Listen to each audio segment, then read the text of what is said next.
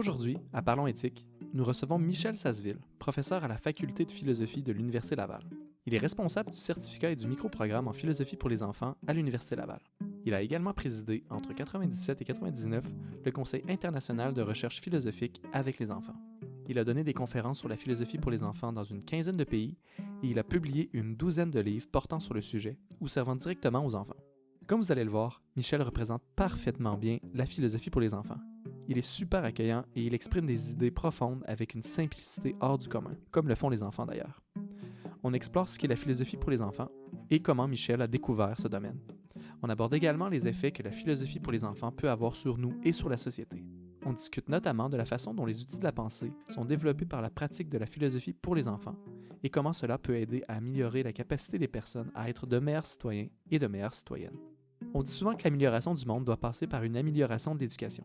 Eh bien, la philosophie pour les enfants semble bien faire partie de ce changement éducatif que l'on devrait faire. N'oubliez pas de vous abonner et de liker si l'émission vous a plu. C'est vraiment aidant pour notre chaîne.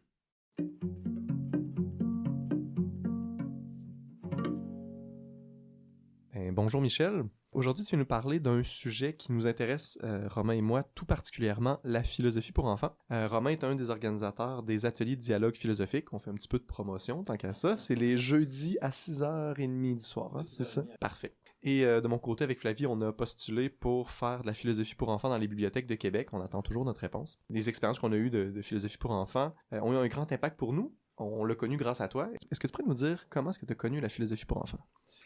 Je l'ai connu, ça remonte à 1983 à peu près, époque où je donnais des cours de logique. Un cours de logique ici à l'université, le cours principe de logique qui s'offrait à plein de monde. Tous ceux qui étaient pas en philo en fait. Et il y avait 400-500 personnes qui suivaient le cours par session. On avait plusieurs groupes, sous-groupes et tout, évidemment, parce que on tenait quand même à avoir une pédagogie qui était axée beaucoup sur le dialogue, déjà, à cette époque-là. Mais c'était quand même un dialogue assez organisé, structuré, qui faisait que je connaissais déjà leurs réponses.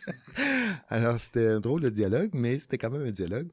Et j'ai écrit un jour un article dans le fil des événements, le journal de l'université, pour dire ça n'a pas de bon sens, le cours que je donne. Ça n'a juste pas de bon sens. Dans le sens où ça devrait pas être un cours qui est suivi par des étudiants à l'université, parce que, d'abord, il n'est pas obligatoire. Ils le prennent sur la base de leur propre volonté.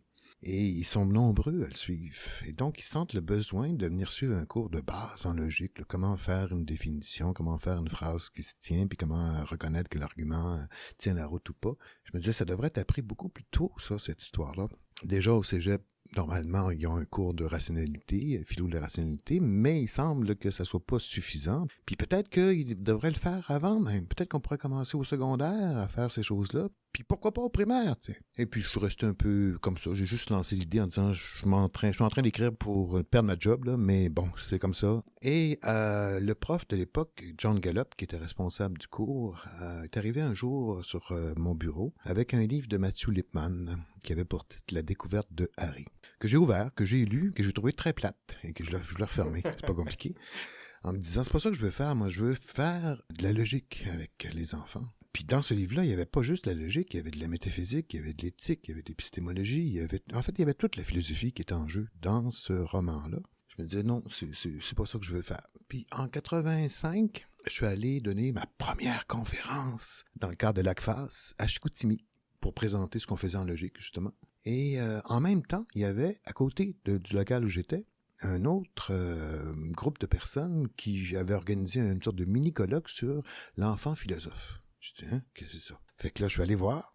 Fini ma conférence, j'ai même pas écouté ceux qui faisaient des conférences en même temps que moi dans mon local. Je suis parti, je suis allé directement là pour rencontrer des gens qui, déjà depuis 1982, au Québec, avaient introduit la philo pour enfants de Matthew Lipman et de Anne-Margaret Sharp et avaient déjà même mis en place des expériences montrant l'impact que ça pouvait avoir sur le développement du raisonnement logique. Et on y reviendra sur ces aspects-là. Et là, je me suis dit, waouh!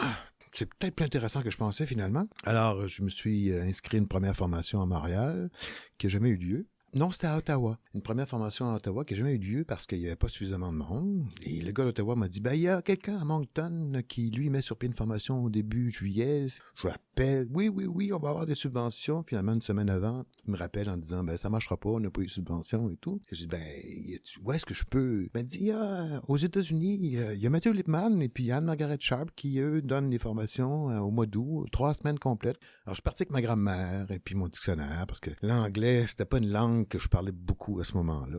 Un peu, mais pas tant que ça. Et puis, je me suis rendu là-bas. J'ai vécu la formation de 3 semaines initiale qui m'a donné une drôle d'impression en partant. Parce que moi, j'arrivais d'une formation ici plutôt traditionnelle, axée sur le fait que j'avais eu des profs et des cours qui me disaient ce que Descartes avait pensé, ce que Platon avait pensé, ce qu'Aristote pensait. Puis souvent, c'était beaucoup au travers des yeux d'Aristote, dans le sens où c'était très aristotélicien, très thomiste, même à l'époque, ici. Et donc, il y avait une vérité qui était, sinon en acte, au moins en puissance, présente à quelque part.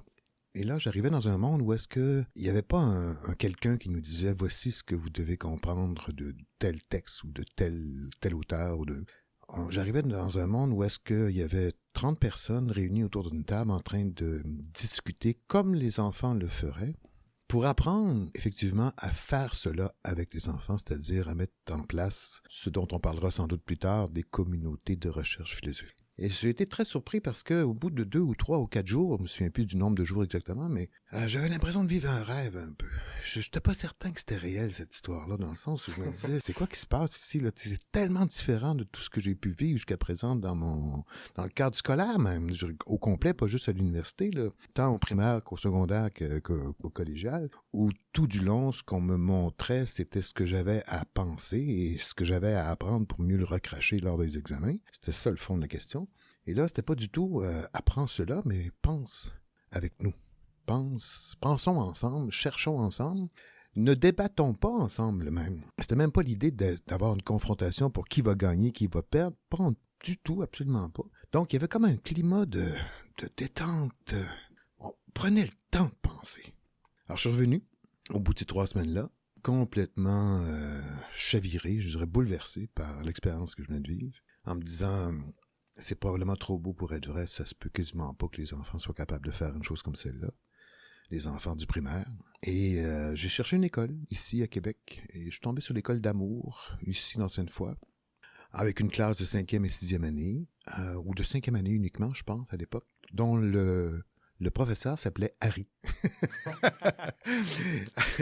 Et j'allais utiliser l'histoire, la découverte de Harry, que Lippmann avait écrite, pour mettre en place ma première expérimentation, je dirais, en 1985 dans ce domaine-là.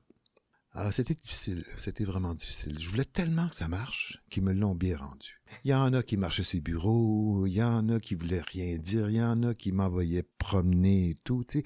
J'étais tellement nerveux, je voulais tellement que ça marche qu'ils l'ont bien senti. Les enfants, ils voient au travers de tout. Hein. Puis, avec le temps, les choses se sont placées. Je me suis calmé, premièrement, et j'ai arrêté de me dire qu'il fallait que ça marche. Je me suis juste dit, vis-le, Michel, puis tu verras bien ce que ça va donner. Et effectivement, avec le temps, après plusieurs mois, en fait, j'ai vu ce que j'avais vu aux États-Unis, c'est-à-dire un groupe d'enfants en train de discuter sérieusement de sujets qui les intéressent, dans un climat de respect, d'écoute, d'entraide, de collaboration et tout, de sujets philosophiques, traditionnellement abordés en philosophie, comme la justice, comme la vérité, comme peu importe les sujets qu'on connaît, là, il y en a tellement. Et là, je me suis dit, c'était pas un rêve, c'est réel, cette histoire-là. Alors, j'ai trouvé d'autres classes après ça, puis j'ai expérimenté. Et là, je devais commencer mon doctorat. J'ai dit non, je commence pas mon doctorat parce que je venais de finir ma maîtrise. Je commence pas mon doctorat, je prends une année complète pour aller faire des expérimentations avec les enfants. Ce que j'ai fait, j'ai trouvé une école, l'école Félix-Antoine Savard, qui... Il y a tellement de liens partout. Oui, il y a des liens énormes, hein, puisqu'on est dans un pavillon ici, le pavillon Félix-Antoine Savard à l'Université Laval. Mais là, c'était une école primaire à la Malbaie, qui était tout à fait disposé à introduire cela pour toutes les classes. Alors, j'en ai profité non seulement pour former les enseignants, mais aussi pour mettre sur pied une recherche, pour voir si, effectivement, concrètement, sur le terrain, il y avait la possibilité de voir si ça avait un impact, cette histoire-là, sur le plan du développement de la pensée logique, d'une part, et puis sur le plan du développement de l'estime de soi.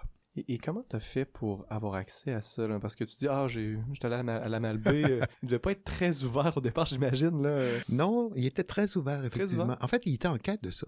Je sais pas si c'est le hasard, je me souviens pas, ça fait trop longtemps, là, mais je sais pas si c'est le hasard qui a fait qu'il y a eu une rencontre, mais je pense qu'il y a quelqu'un de la Malbaie qui a appelé ici, parce que déjà, quand même, l'idée faisait son chemin. Depuis 82 à Montréal, il n'avait peut-être probablement entendu. En tout cas, c'est venu de la conseillère pédagogique de cette commission scolaire-là, qui, elle, cherchait des outils pour permettre aux enfants d'apprendre à penser et pas juste d'apprendre à apprendre. Et elle est tombée sur moi. Et puis j'ai dit, ben oui, moi j'ai envie au bout. Fait que je suis allé, je suis débarqué. Puis là, c'était aux 2 semaines. Aller-retour, je retournais, formation, évidemment animation avec les enfants dans les classes et tout. Alors j'ai vu de tous les niveaux, de la première année jusqu'à la 6e année. Et j'ai surtout vu des profs, je me souviens d'une en particulier, là. Elle terminait, elle, sa carrière, c'est cette dernière année. Puis à la fin de la première année, parce que ça a duré quand même 2 ans, cette expérimentation-là, à la fin de la première année, on a eu une sorte de bilan entre les profs. Puis elle s'est mise à pleurer, en disant comment ça se fait que je découvre ça, moi, à la fin de ma carrière? J'aurais aimé donc découvrir ça bien avant, parce que là, je me rends compte que les enfants sont beaucoup plus intelligents que je ne l'avais imaginé depuis le début. Puis elle pleurait, à chaudes larmes, mais c'était touchant comme moment parce que on sentait qu'elle avait l'impression de passer à côté de l'essentiel dans son mandat de prof ou d'enseignant au primaire. Tu parles beaucoup d'expérimentation, et qu'est-ce que tu veux dire? Qu'est-ce que vous observiez exactement? En fait, dans ce cadre-là, parce qu'il y a plusieurs formes d'expérimentation qu'on peut faire en philo pour enfants, mais dans le cadre de ce programme de recherche-là, moi, ce que j'avais tout simplement fait, c'est une expérimentation d'ordre expérimental avec pré-test et post-test, là, avec des groupes témoins qui en faisaient, ou des groupes expérimentaux qui en faisaient, et des groupes témoins qui en faisaient pas, puis là, on comparait les résultats en fonction de tests qu'on leur faisait passer en pré-test puis en post-test. Un test qui avait été mis sur pied d'ailleurs par l'Institut de l'avancement pour la philo pour les enfants, un test de logique, essentiellement, 50 questions, permettant de voir dans quelle mesure les enfants sont capables de reconnaître un raisonnement fallacieux d'un raisonnement qui ne l'est pas, une phrase qui se renverse, est-ce que parce qu'elle est renversée, elle reste vraie ou pas, tous les éléments qui sont basés au fond, sur ce qui se trouve dans le roman, la découverte de Harry, test qui a été validé à maintes et maintes reprises, et puis un autre test sur l'estime de soi aussi. Même principe, encore une fois, le pré-test, post-test et tout, pour voir des gains, effectivement. Plus important encore sur le plan de la pensée logique que de l'estime de soi, mais quand même des gains, avec un N qui était suffisamment grand pour avoir des résultats significatifs, là, en bas de 0.01 et tout. Mais là, je reprenais, en fait, essentiellement des recherches qui avaient déjà été faites ailleurs, mais dans ce cas-ci, c'était au Québec. Il y a d'autres recherches que j'ai pu faire aussi qui, elles, étaient plus axées sur une sorte de recherche-action, où là, je mettais en lien plusieurs profs et puis on discutait ensemble et puis il y avait des entrevues croisées et tout. Mais disons que la recherche la plus importante que j'ai pu faire, c'est celle-là en 85, 86 et 87. Et là, en 87, est apparu le premier cours ici à Laval, parce que persuadé, du coup, par mon expérience personnelle et les recherches que j'avais faites, mais j'aurais pu être persuadé bien avant parce qu'il y avait déjà plein de recherches qui avaient été faites aux États-Unis, que ça changeait de quoi de faire une chose comme celle-là avec les enfants. Alors, persuadé de cela, j'ai proposé un plan de cours au comité de programme de la faculté de philo. Un plan de cours qui n'a pas été accepté d'emblée, pour toutes sortes de raisons. La première étant que si c'est de la philosophie, ça doit pas être pour les enfants. Puis si c'est pour les enfants, ça doit pas être de la philosophie. Alors, c'est une phrase renversée, c'est un exemple. Ça. Voilà, une phrase renversée, un exemple. Et qui te met dans le coin, en plus. Qui te peinture dans le coin parce que t'en sors pas. T'es vraiment coincé. Mais à force d'explications, en parlant avec des gens quand même raisonnables, ils en sont arrivés à comprendre qu'il y avait peut-être là quelque chose qui pouvait être intéressant à entrevoir. D'autant que le doyen de l'époque était particulièrement intéressé à ce que la chose se mette en place. Si bien que le premier cours, en 87, en préinscription, à l'époque, il y avait une préinscription. Il y a encore ça aujourd'hui, là, en préinscription. Il y avait comme une sorte de règle interne ici qui était que si à la préinscription, il y avait moins de 10 personnes, le cours allait pas se donner dans la session suivante, parce que la préinscription était dans la session antérieure. Et de fait, il y avait 3 personnes qui s'étaient préinscrites au cours que j'avais mis sur pied. Fait que je suis allé voir le doyen en disant, tant pis, pour le cours de philo pour enfants. Il dit, non, on va attendre encore un peu. Puis il essaie donc de ratisser large pour voir s'il peut pas avoir plus de monde. Parce qu'il voyait qu'il y avait quelque chose d'important, là. Alors, j'ai appelé mon père, ma mère, mon oncle, ma tante, un peu tout le monde pour dire, ça vous tenterait pas de suivre un cours? Et, et finalement, ils ne sont pas venus. Mais il y a quand même eu 17 personnes qui finalement se sont inscrites. Et de 17, le doyen de l'époque a dit « Oui, go, on y va ». Première donc session, il y a eu 17 personnes inscrites. Et tout de suite, il m'a demandé, après que le cours ait été terminé, serais-tu en mesure d'en mettre sur pied un deuxième cours dès l'automne prochain, parce que on est en janvier 87. J'ai dit oui, bien sûr, je peux en mettre 2, 3 même s'il faut. Il y a du matériel en masse. Déjà, Lippmann avait écrit beaucoup de choses, puis je travaille encore aujourd'hui avec beaucoup de matériel de Lippmann. Et je dis, il y a du matériel pour plusieurs cours. Il m'a dit, mais alors mets-en un, mets sur pied un cours, un deuxième, si possible. Et déjà à l'automne 87, il y avait 60 personnes qui s'inscrivaient au cours. Puis ça n'a jamais cessé d'augmenter. Aujourd'hui, il y a plusieurs cours, il y a plusieurs même programmes de formation qui sont en jeu. Le certificat, le microprogramme de premier cycle. Il y a un microprogramme de deuxième cycle qui, lui, est en latence un peu. Et il y a le cours en ligne aussi qui a été mis sur pied en 2004. Juste le cours en ligne, ils sont une centaine à le suivre cette session-ci. Les cours en classe, les cours intensifs de fin de semaine, ben c'est plein, tout le temps plein. Il y a même des listes d'attente, là. Mais on a limité ça à 45.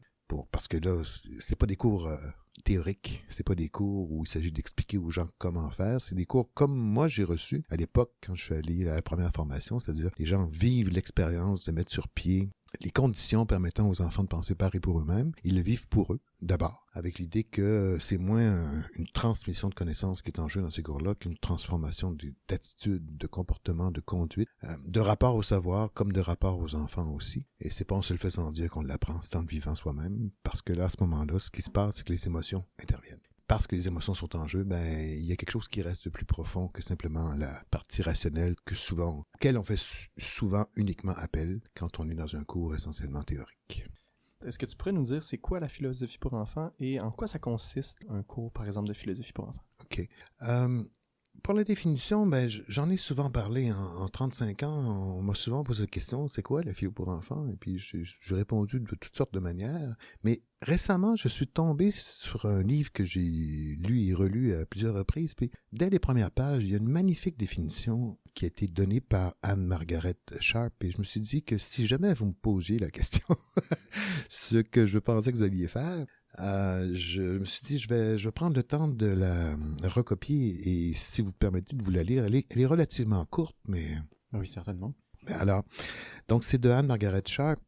Ça va comme suit, parce que qu'est-ce que c'est la philo pour enfants?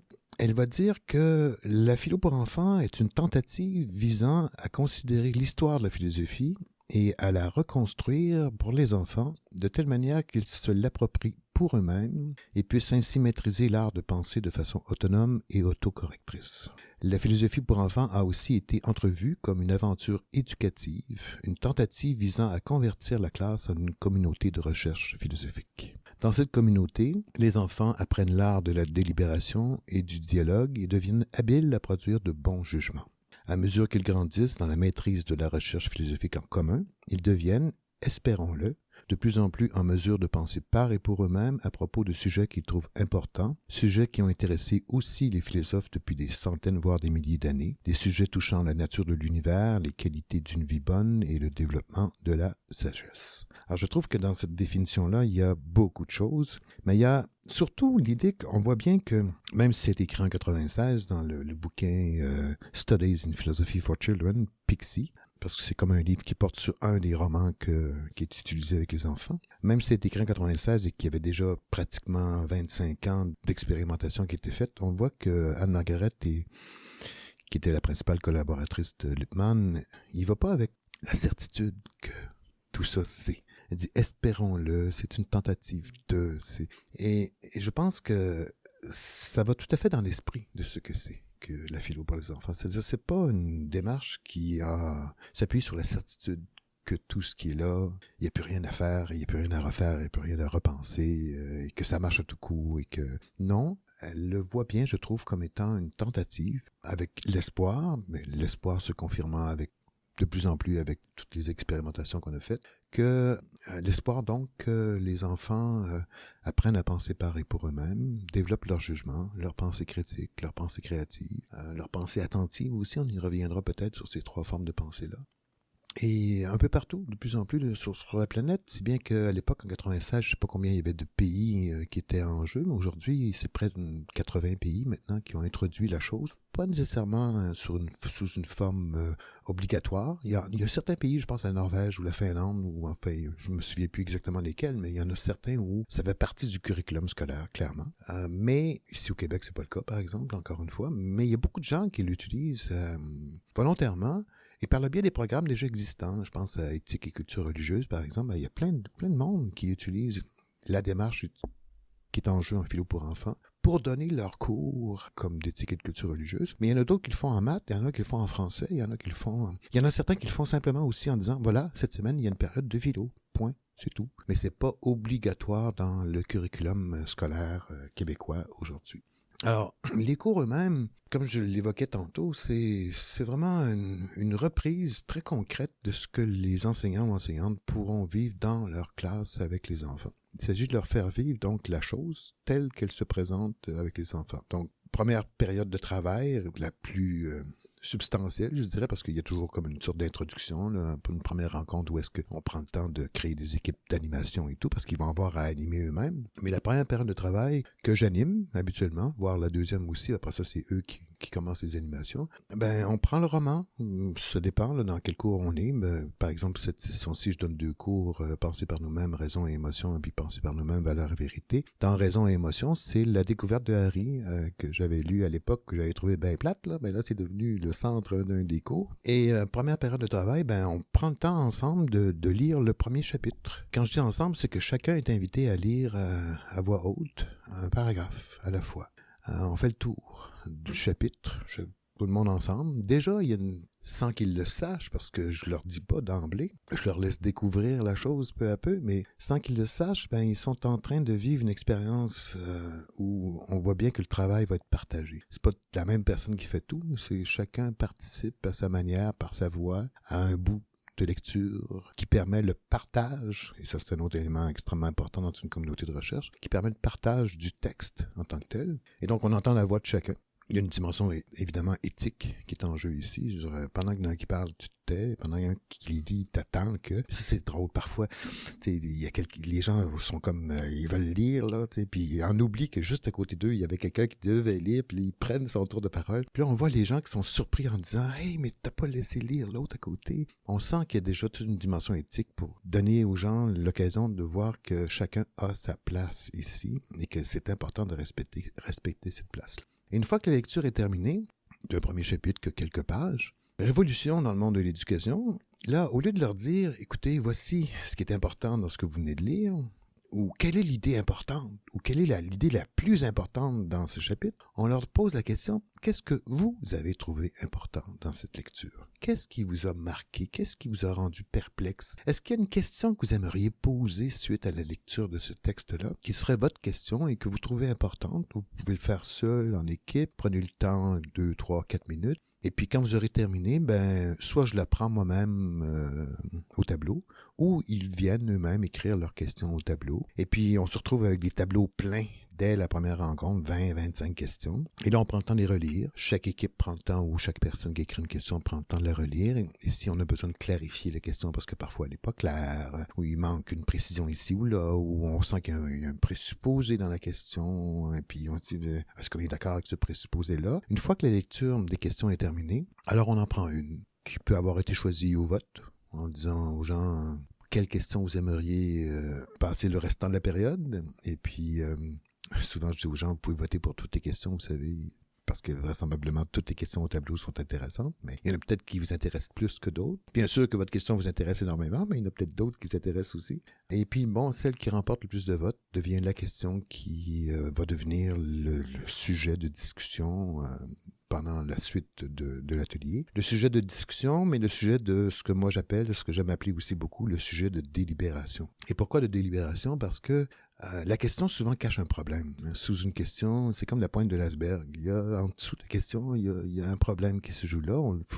Rapidement, en fouillant un peu la question, en demandant à la personne ou aux personnes qui ont posé la question, bon, ben, dans quel contexte vous l'avez imaginé cette question-là? De quel partie du texte c'est venu et tout ça, rapidement on voit que la question cache beaucoup plus d'éléments que la question en elle-même. Et là, du coup, on se met ensemble. C'était déjà le cas même par la lecture, parce qu'on était ensemble. Mais là, on se met encore plus ensemble à essayer de donner éventuellement une solution au problème que cachait cette question-là. Et avec l'optique de comprendre de mieux en mieux ce qui est en jeu. Et non pas d'essayer de se convaincre mutuellement de ce qu'on ne croit pas soi-même. Et ça, c'est souvent ce qui se passe dans un débat.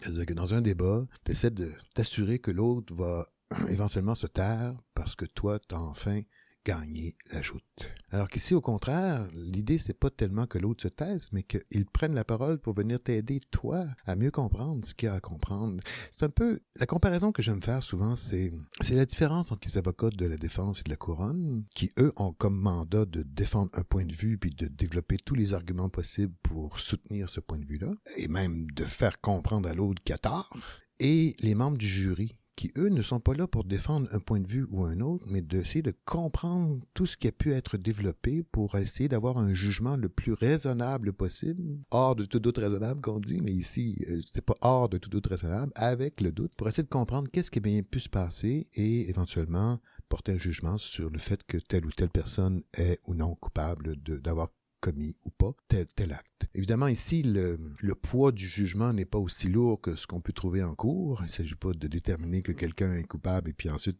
qu'il serait condamné à mort, ce qui peut être le cas encore dans certains États américains et ailleurs. Mais c'est quand même l'idée d'apprendre à délibérer, comme disait Anne Margaret dans sa définition, d'apprendre donc à penser avec les autres, avec le souci de reformuler les propos, de poser des questions sur les raisons que l'autre peut avoir de dire ce qu'il pense, comment il pourrait justifier son propos, comment il pourrait l'exemplifier, de l'aider même à le faire plutôt que de lui rentrer dedans en disant non, ça marche pas ton histoire. Non, au contraire, on est là pour s'entraider, mais l'entraide peut vouloir dire qu'il peut y avoir aussi conflit entre les personnes au plan cognitif, dans le sens où on n'est pas nécessairement toujours d'accord. Il peut y avoir des gens qui sont pas d'accord avec telle position et qui disent pourquoi ils sont pas d'accord. Et donc, peu à peu, on apprend à intérioriser par la pratique répétée, de session en session, on apprend à intérioriser les outils de la pensée que les philosophes utilisent depuis le temps des temps. Formulation d'hypothèses, formulation d'exemples, contre-exemples, formulation d'analogies, regarder les choses sous d'autres perspectives, examiner comment on pense aussi, parce que c'est un des aspects extrêmement importants d'une démarche comme celle-là. Il y a une dimension métacognitive qui se joue, qui est très importante. On n'est pas là juste là en train de discuter d'un sujet, mais on discute aussi de la façon dont on s'y prend pour discuter du sujet. Et ça, c'est un aspect qui, sur le plan éducatif, est extrêmement important, surtout si le but visé, c'est la formation de la pensée, et pas uniquement la formation de l'apprendre à apprendre, comme on connaît si bien l'expression dans le monde de l'éducation. Je me souviens d'un colloque qui avait eu lieu en 90, je pense, dans ces eaux-là, où les gens discutaient beaucoup d'apprendre à apprendre, puis moi, j'avais osé introduire l'idée que peut-être qu'il faudrait faire un pas de plus, puis que l'idée, c'était moins d'apprendre à apprendre que d'apprendre à juger, voire apprendre à penser. Point. Puis là, on le sait déjà comment penser. Voyons, tout le monde sait comment penser naturellement. Il n'y a pas de problème avec ça et tout.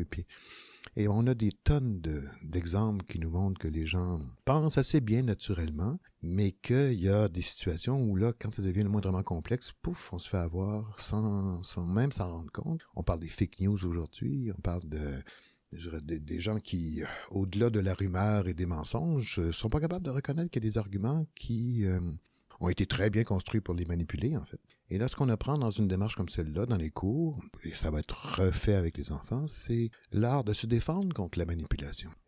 Puis le langage est un instrument de manipulation extraordinaire. Et l'UNESCO, qui a reconnu la valeur de cette démarche, l'a reconnu notamment en 98 la première fois. Et là, aujourd'hui, il y a même une chaire qui a été mise sur pied par l'UNESCO portant sur la philo pour enfants en tant que telle, à Nantes, dirigée par Edwidge Chirouté. L'UNESCO, en 98, reconnaissait qu'une telle démarche n'était pas du tout une mode là, qui passait en éducation et tout, mais vraiment un instrument de fond pour aider les enfants à se prémunir contre la manipulation de tous ordres.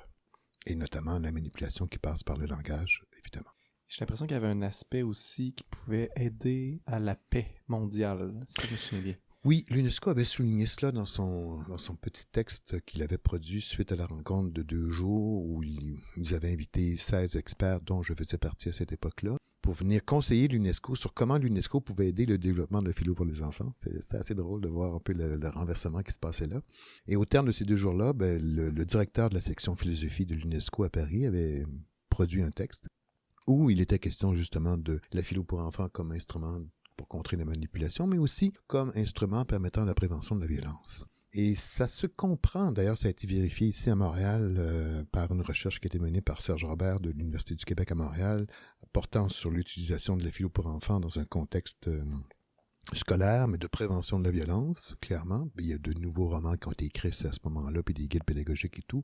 Et au bout de 10 ans, Serge a fait une recherche pour voir quel était l'impact sur le développement du jugement moral des enfants, d'une part, et puis quel était l'impact sur la diminution des préjugés, la diminution de la violence, globalement, la diminution de la violence. Et on voit que ça a un impact, effectivement. Et ça a un impact parce que, il y a plein de raisons pour lesquelles ça a un impact. D'une part, le fait, comme je le disais, que c'est pas un débat au sens étroit du terme qui est en jeu ici, là, où il faut qu'il y ait quelqu'un qui gagne et que les autres perdent, qui est à utiliser les points, ultimement, pour réussir à gagner. Mais aussi parce que, quand tu le fais, cela, vous en avez été témoin, ayant vécu vous-même des communautés de recherche, il y a tout un climat paisible qui s'installe entre les gens. Encore une fois, ça ne veut pas dire qu'on devient tous des bisounours, là, puis que tout le monde est content, puis tout le monde est heureux, puis que c'est donc bien beau ce que tu viens de dire, puis puis non, c'est pas ça. C'est pas ça qui se joue. Mais il y a une attention qui est accordée aux mots qu'on utilise tout autant qu'aux personnes qui utilisent ces mots-là.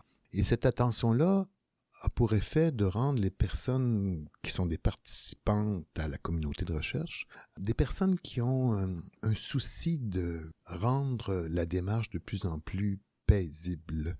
C'est pas un combat au sens de débat qui se joue, mais une démarche paisible de reconnaissance de la dignité de tous et chacun qui est autour de la table, de la reconnaissance que chacun peut contribuer à sa manière à l'avancement de la recherche. Et que donc, il serait malvenu de mettre de côté qui que ce soit. Ce qui est plus important encore que mon ego, mon petit ego qui dit « Ah, j'écris, j'existe » et tout ça. Ce qui est plus important encore, c'est la recherche elle-même. Le bien commun qui est en jeu dans une communauté de recherche, c'est la recherche dans laquelle nous sommes et dans laquelle nous avançons. Et qui, parce qu'on y tient, fait qu'on ne posera pas des gestes qui vont aller à l'encontre de cette recherche-là. Alors, des gestes qui pourraient aller à l'encontre de cette recherche-là, ce serait par exemple de couper la parole pendant que l'autre parle.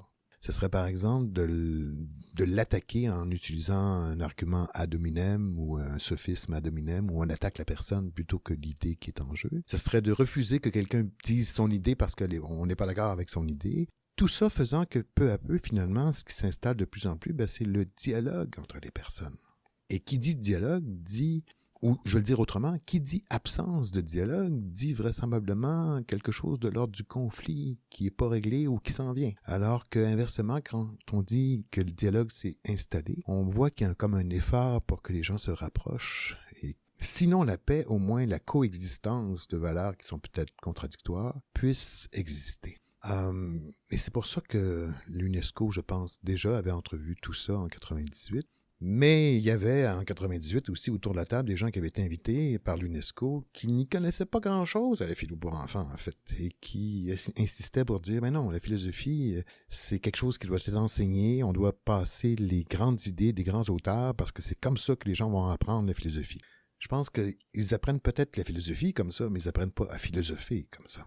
Philosopher, c'est pas être un connaisseur des grandes idées de Platon, d'Aristote, de Descartes et compagnie. Philosopher, c'est prendre le temps de penser avec d'autres en ayant le souci d'appuyer ce qu'on pense par des raisons qui tiennent la route et aussi le souci de se corriger soi-même quand on entend des arguments qui sont plus forts que ceux qu'on a pu développer ou des exemples qui sont plus prégnants que ceux qu'on a pu déposer sur la table. Ça, pour moi, c'est philosopher. Évidemment, autour de sujets qui sont centraux, contestables dans l'expérience humaine, comme la justice, l'amour, la vérité, le sens, la personne, Dieu, nommez-les. Mais ça ne veut surtout pas dire que ce contenu historique est absent du programme de Lippmann et puis de Sharp. Quand on ouvre les romans, parlons des romans d'abord, quand on ouvre les romans, on voit bien que c'est au fond toute l'histoire de la philo qui est en filigrane dans les différents romans. Si on n'a pas de culture philosophique, on ne reconnaît pas que Descartes vient de passer, que Platon vient de passer, que Aristote vient de passer, que Spinoza était en jeu ici à propos de la joie ou je sais pas quoi. Si on a une moindrement de culture philosophique, on reconnaît ces personnages-là, mais ils sont pas présentés comme tels. Il y a juste, je pense, Aristote qui est nommé dans les romans de Lippmann, parce que le titre du roman, en anglais, c'est Aristotle Meyer Discovery. Alors, Aristotle, c'est Aristote, c'est un jeu de mots, en fait. Mais nulle part dans le livre, il est dit que Aristote a mis sur pied la logique des termes et tout, bien que ce soit l'objet en partie du livre. Il y a une autre place, en anglais, où on voit apparaître le nom d'un philosophe. C'est dans le roman Elphie, pour les maternelles première année, où Elphie, qui est très gênée, qui ose même pas parler ou dire, poser une question parce qu'elle a trop peur de ce que les autres vont dire, elle dit qu'elle a failli rater sa maternelle, mais en anglais, elle dit « Mais heureusement, I was so good in Play-Doh ». Play-Doh, c'est la plasticine ou quelque chose comme ça. Et Play-Doh, mais c'est aussi le nom de Platon. Et c'est les deux seuls endroits où on voit des noms de philosophes dans les romans. Mais ça ne veut pas dire que parce que les noms ne sont pas là, leurs idées ne sont pas présentes. Elles le sont. Mais ça, c'est un aspect, c'est les romans. Quand on ouvre les guides qui accompagnent ces romans-là, alors là, vraiment, on se retrouve plongé dans plein d'idées que les philosophes ont développées dans l'histoire de la philo, mais pas sous la forme des idées en tant que telles qu'ils ont pu énoncer, que par le biais des questions que ces idées-là posent. Et donc là, on se retrouve en présence de toute la panoplie des développements qui ont pu être faits, pas des systèmes au complet parce que les enfants ne sont pas intéressés par ça, mais par la panoplie des développements qui ont été faits autour de la question de la vérité, par exemple, de la justice ou n'importe quelle autre idée. Je pense à Lisa, par exemple, un des romans de Lippmann, toujours au début du secondaire, où il y a un chapitre qui porte sur la vérité, et où on voit les différentes positions philosophiques de la vérité déposées dans l'histoire. La vérité en tant que correspondance avec le réel, la vérité en tant que cohérence, ou la vérité en tant que dimension pragmatique, parce que c'est aussi une des définitions de la vérité. C'est vrai parce que ça marche, on va le dire comme ça. Mais jamais sans forcer les enfants à dire, vous voyez, c'est ça là, qui doit être pensé, là. C'est cette position-là qui doit être retenue. Non. Dans l'histoire, il y a pas ça. Puis il n'y a pas plus ça non plus dans les guides pédagogiques, c'est-à-dire dans la suite des plans de discussion ou des exercices permettant aux enfants, pas juste de pratiquer leur habileté de penser, mais d'entrer en contact avec la culture philosophique qui, elle, existe depuis 2500 ans et auquel on leur a refusé le droit d'y accéder. Parce qu'on n'avait pas les moyens de le faire, parce qu'on ne savait pas trop comment s'y prendre et tout. Lippmann, à mes yeux, est un philosophe extrêmement important du XXe siècle parce qu'il a été le premier, il n'y avait pas de modèle avant lui. Bon, il était quand même assis sur les épaules de John Dewey, c'est pas rien. John Dewey étant un philosophe important dans le monde de l'éducation. Mais John Dewey n'a jamais eu l'idée, lui, de parler de communauté de recherche philosophique. Il n'a même pas eu l'idée de penser que la philosophie pouvait être un instrument pour la formation de la pensée. Pour lui, Dewey, c'était la démarche scientifique. Mais il y avait quand même, comme Lippmann, l'idée que l'école devait être un lieu pour apprendre à penser. Sauf que Lippmann a fait le pas, lui, en disant « Ouais, mais peut-être que au-delà de la démarche scientifique, la philosophie est encore plus importante que...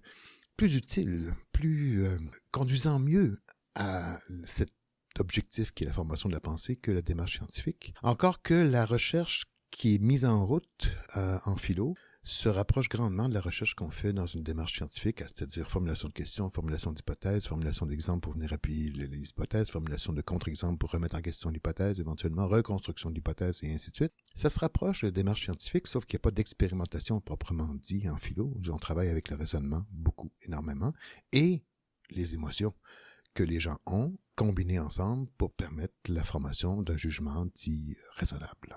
Et tantôt, tu disais qu'il y avait plusieurs conceptions de la vérité qui étaient mises de l'avant dans les livres sans l'imposer. Ouais. Mais j'ai l'impression qu'il y a quand même une certaine conception de la vérité qui est, comme tu disais, en filigrane de la philo pour enfants parce que ça ressemble...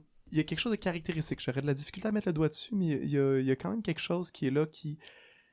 une attitude par rapport à la vérité qui est vraiment présente et qui est mise de l'avant dans Philo pour enfants. Oui, je pense, Kevin, que tu as raison de dire une chose comme celle-là, dans le sens où même si on ne veut pas conduire les enfants vers une conception de la vérité, et d'ailleurs la méthodologie utilisée, c'est-à-dire la communauté de recherche, nous permet cela, elle permet l'expression de différents points de vue qui ne sont pas toujours concordants. Quelqu'un pourrait très bien arriver dans une communauté de recherche, un enfant, et dire, moi je pense que la vérité c'est parce que ça correspond à ce qui est, et puis bon, oui, alors est-ce que tu peux développer un peu, puis est-ce qu'il y a quelqu'un qui n'est pas d'accord avec ça et tout ça. Il y a quand même derrière tout cela, puisque c'est une démarche visant la pluralité des points de vue, le pluralisme, il y a tout de même derrière cela l'idée de la faillibilité de l'être humain et par conséquent l'idée qu'il n'y a peut-être pas de certitude absolue qu'on pourrait avoir à propos de quelque chose parce que le dialogue est présent puis l'espace pour examiner les choses est présent et parce que la certitude ou la vérité absolue n'est pas retenue comme étant une condition épistémologique de la démarche, eh bien on pourrait croire effectivement qu'il y a une définition de la vérité en philo pour enfants qui se rapproche plus de celle qu'on peut trouver dans le pragmatisme, par exemple, ou en tout cas dans une conception de la vérité qui n'est pas basée sur la certitude absolue, que l'inverse, à savoir que, nous, on va s'organiser pour qu'ils voient bien qu'il y a des certitudes, puis que voici les certitudes qu'on doit avoir et tout ça. Mais l'animateur bien formé ou l'animatrice bien formée ne sera surtout pas là pour dire « Ah oui, toi, tu le sais, c'est quoi la vérité? T'as bien vu que il n'y a pas de certitude et puis tout ça. » Non, elle va être là pour questionner et aider les enfants à se questionner de plus en plus. Et ce faisant,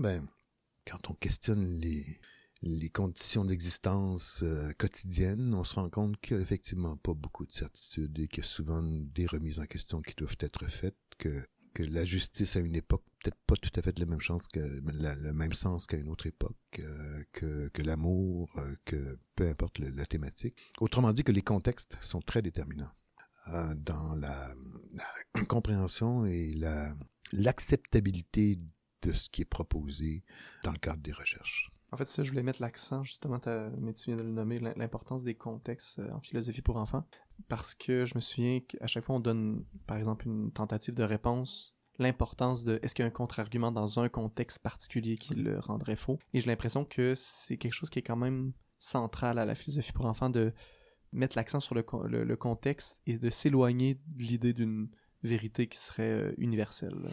Oui, bien sûr qu'on essaie quand même de suivre la recherche comme elle se déploie et il peut arriver que dans le cadre d'une recherche en particulier, les gens soient en quête de principes et donc de vérité universelle. Mais il y a toujours cette préoccupation de voir si ce principe est valable dans toutes les situations, quel que soit le cas. Prenons le principe, par exemple, éthique, qui dirait « il est toujours mauvais de mentir ». Prenons cet exemple-là.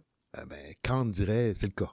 Il est toujours mauvais de mentir, il est toujours préférable de dire la vérité. Puis là, on va examiner des cas, des situations particulières. Un contexte, c'est quoi? C'est une situation unique, qui a sa propre qualité même. Et là, on va se poser la question, est-ce que c'est valable dans ce cas-là? Est-ce que c'est valable dans ce cas-là? Et il y en a qui vont rester avec leurs idées en disant, quel que soit le contexte, mais il y en a d'autres qui vont dire, parce qu'ils n'y avaient même jamais pensé, c'est l'occasion pour une fois tout à coup d'y penser, en se disant, ouais, peut-être que dans ce cas-là, c'est, je sais pas moi, il y a la vie de quelqu'un qui est en jeu, puis il y a quelqu'un qui arrive puis qui te dit, est-ce que tu caches cette personne-là? Puis si tu dis oui, là, cette personne-là va mourir. Il faut peut-être mieux mentir dans ce cas-là parce qu'il y a une valeur supérieure à la vérité qui est celle de la vie. Ça demeure quand même une référence à un principe. C'est le principe de la vie, au fond, ou de la valeur de la vie. Mais en raison de cela, et en raison du contexte particulier qui se joue, on va mettre de côté un autre principe, qui est celui de toujours dire la vérité, pour mettre de l'avant un autre principe, qui est celui de la préservation de la vie humaine dans ce cas-là.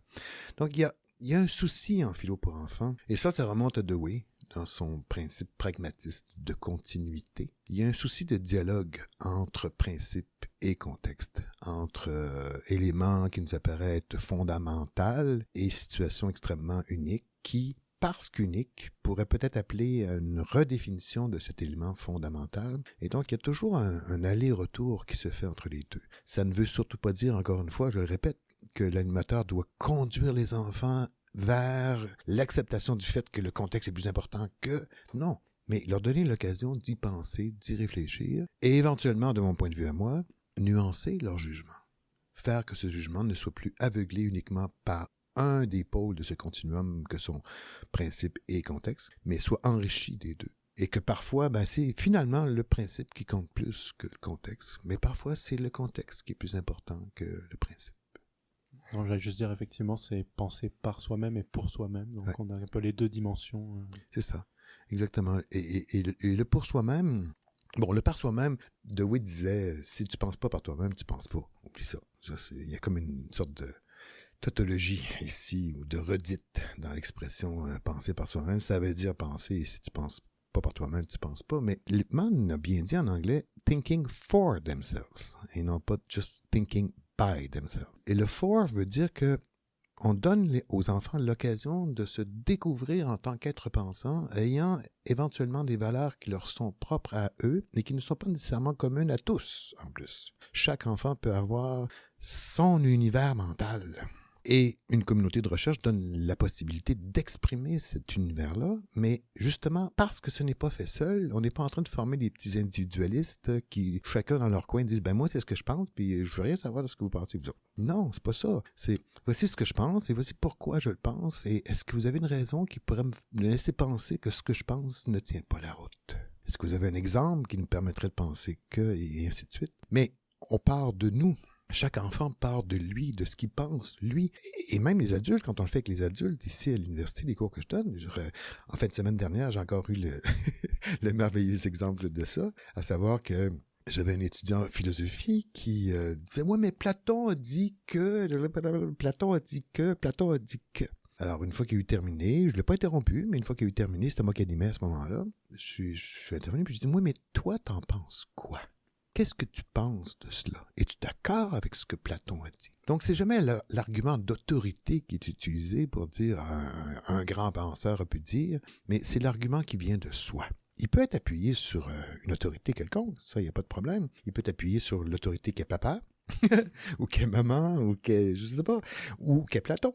Mais ultimement, c'est « Es-tu d'accord avec ce que ton père dit? Es-tu d'accord avec ce que ta mère dit? Es-tu d'accord avec ce que Platon a dit? » Et très souvent, rapidement, ces références à des auteurs sans explicitation, sinon que tel auteur l'a dit, disparaissent au profit d'une pensée beaucoup plus personnelle, qui encore une fois peut être appuyée sur des auteurs, sur les lectures que tu as faites, sur ta culture à toi, quand il s'agit des adultes. C'est ça qui apparaît dans une démarche comme celle-là. Et donc, le pour nous-mêmes devient de plus en plus présent et fait que chaque personne devient ce qu'il est, ou se découvre de plus en plus en tant qu'être pensant. Le « je pense donc je suis » de Descartes, ici, ben c'est « nous pensons donc je suis », et non pas « je pense donc je suis ». Nous pensons donc je suis. Le « je » vient du « nous » ici. Alors qu'on souvent on pense que le « nous » vient du « je », c'est plutôt l'inverse qui se passe ici. Mais le « je » se construit grâce au fait que les autres ont questionné ce que le « je » a avancé. Et le questionnant l'ont peut-être aidé à revoir sa position ou la maintenir, la renforcer, parce que, je le répète, une délibération, c'est pas un lieu où il faut constamment être en désaccord avec l'autre. On peut aider l'autre à construire sa propre position, son propre point de vue. Donc, au terme d'une recherche quelconque, qui n'est jamais terminée, parce que il y a toujours quelqu'un pour dire oui mais, puis on va continuer la semaine prochaine, ben il y a la possibilité de devenir de plus en plus au clair avec ses propres pensées, ses propres valeurs, sa propre identité, en fait. C'est ça qui se construit peu à peu dans une communauté de recherche. Moi, j'avais l'impression, en tant que personne qui avait étudié en philosophie, j'avais perdu un peu qu'est-ce que je pensais. En ayant tellement de cours de philosophie que j'ai fait, je me suis rendu compte que je mélangeais un peu qu'est-ce que je pensais puis qu'est-ce que je pensais pas, en rapport avec ce que j'avais appris dans mes cours de philosophie, alors qu'avant, je mélangeais par rapport à ce que ma culture, d'où je venais, de mes parents, de mon éducation de base. Là, j'étais un peu mélangé à ce niveau-là. On dirait que c'est encore plus mélangeant quand tu as distancé ta culture. Ensuite, bon, là, tu as des nouveaux outils qui est la philosophie avec les grands auteurs. Puis là, tu sais plus qu'est-ce que tu penses finalement. Tu défends des positions que finalement, tu n'étais pas certain que tu tenais tant que ça. Mais je pense que c'est une étape, surtout pour les gens qui passent en philo, je pense que c'est une étape obligée. Je veux le dire comme ça, dans le sens où c'est normal que, surtout dans un contexte d'éducation comme on la connaît, ici à l'Université Laval et dans à peu près toutes les universités, dans les facultés de philo, c'est normal qu'ayant été mis au contact de plusieurs auteurs, t'en viens à plus même savoir trop ce que toi tu penses, parce que souvent, même, il arrive que certains profs vont présenter l'auteur comme étant celui qui a enfin dit la vérité à propos de tel sujet. Okay? Mais là, tu retrouves dans un autre cours un autre auteur, puis lui aussi, il a dit la vérité à propos du même sujet. Fait que là, c'est quoi qu'il faut penser, bon, tout ça. Alors qu'ici, ben, dans une démarche comme celle-là, en communauté de recherche philosophique, t'es invité à revoir toutes ces positions-là, puis essayer effectivement de prendre position au regard de cela, sachant par ailleurs que la prise de position que tu vas avoir ne sera pas démolie d'emblée parce que la pensée attentive, la compassion même, je dirais, est présente dans une communauté de recherche, mais que ça ne veut pas dire que parce que tu l'as dit, tu as raison pour autant et que donc tu pourrais éventuellement être remis en question. Mais il y a de plus en plus une sorte de cimentation, je dirais, de ce qu'on pense dans une communauté de recherche. On avance, puis on se dit... Puis ultimement, en fait, ce qui se développe, au-delà des principales idées que tu pourras avoir à propos de la justice, de l'amour, de la vérité, de la joie, peu importe, là. Ce qui se développe, c'est quelque chose qui, à mes yeux, est encore beaucoup plus important. C'est la capacité de penser par et pour toi-même, c'est-à-dire la capacité de philosopher, la capacité de parler ce langage qu'est la philosophie avec les autres, la capacité donc de donner des raisons pour ce que tu avances, d'exemplifier ton propos, de trouver des analogies pour mieux faire comprendre encore ce qui se joue. Ce second langage, je dirais, qu'on possède un peu naturellement, mais qu'on n'emploie pas toujours de façon très systématique, là, devient de plus en plus intégré en toi. Ce faisant, ta pensée s'éclaircit et t'en deviens de plus en plus fier en plus. Pas une fierté éhontée là, qui fait que toi, tu sais pas penser parce que tu n'as pas lu Platon ou je sais pas quoi, mais une fierté du fait que tu sens que ce que tu dis, c'est de plus en plus clair, c'est de plus en plus organisé. Et c'est ça qui fait que l'estime des enfants augmente. C'est quand même pas rien que tout à coup, pas tout à coup, lentement, peu à peu, de te sentir capable de dire clairement ce que tu as à dire et capable de comprendre qu'il y a des questions qui puissent se poser par rapport à ce que tu as dit, capable de reconnaître que dans ce que tu as dit, il y avait des présupposés qui ne tenaient pas la route. Et donc de les remettre en question ou de voir que les présupposés que tu avais étaient très solides, en fait. Et que donc tu peux continuer à marcher dans cette direction-là jusqu'à temps qu'un jour quelqu'un arrive avec un contre-exemple. Mais ce que tu apprends, c'est ça. Fondamentalement, c'est ça. C'est moins donc des idées transmises à propos de ce que les philosophes ont pu dire que le langage même de la philosophie, qui a plusieurs visages. Il n'y a pas juste une manière de philosopher en passant, il y a plusieurs façons de faire. Ce que Lippmann, lui, a voulu mettre en place, je pense, c'est par ses outils, par ses exercices aussi. Il y en a plusieurs qui ressemblent à cela, dans leur forme. C'est davantage ce que le second Wittgenstein a développé dans sa philosophie, c'est-à-dire une préoccupation pour les jeux de langage. Une préoccupation, justement, on parlait de contexte avant, une préoccupation de voir comment les mots, selon les contextes, vont avoir des sens légèrement différents. Je pense, par exemple, au chapitre 6 de la découverte de Harry, pour reprendre ce même exemple des histoires que Lippmann a écrites. Au chapitre 6, les enfants se posent des questions. Comment on sait qu'on a un esprit? Puis au fait, c'est quoi un esprit? Puis là, ils se mettent à discuter ensemble entre eux. Puis la mère arrive, puis se joint à la discussion. Et on voit plusieurs positions autour de la question de l'esprit. L'esprit, c'est peut-être le cerveau uniquement. L'esprit, c'est peut-être le langage. L'esprit, c'est comme un souffle. L'esprit, c'est toutes sortes de positions. Et dans les guides pédagogiques, les exercices, eux, sont faits de telle manière que on est moins en quête de la nature de l'esprit, et donc d'une vérité qu'on aurait par rapport à ce que c'est que l'esprit, que l'utilisation qu'on fait de ce mot-là dans différents contextes. Qu'est-ce que ça peut bien vouloir dire quand on dit qu'il y a un esprit de groupe ici? Quand tu dis « esprit, es-tu là », qu'est-ce que ça veut dire, ça? Puis, on voit que le mot a plusieurs sens et que selon les contextes, il y a des jeux de langage qui se jouent là. Au point d'en perdre l'intention de découvrir c'est quoi la nature même de l'esprit, parce que peut-être que finalement, il y a plusieurs sens à ce mot-là. Esprit ou plein d'autres mots là, qu'on utilise au quotidien, en fait. Et c'est une tendance que je vois, j'ai quand même des milliers de communautés de recherche philosophique en poche vécues.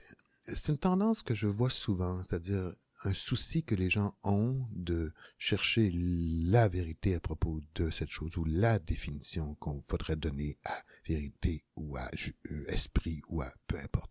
Et assez rapidement, quand on les invite à envisager le mot dans différents contextes, dans différentes situations, ils voient bien que la quête d'une définition est peut-être moins importante que la quête des différents sens que le mot peut avoir analogiquement parlant.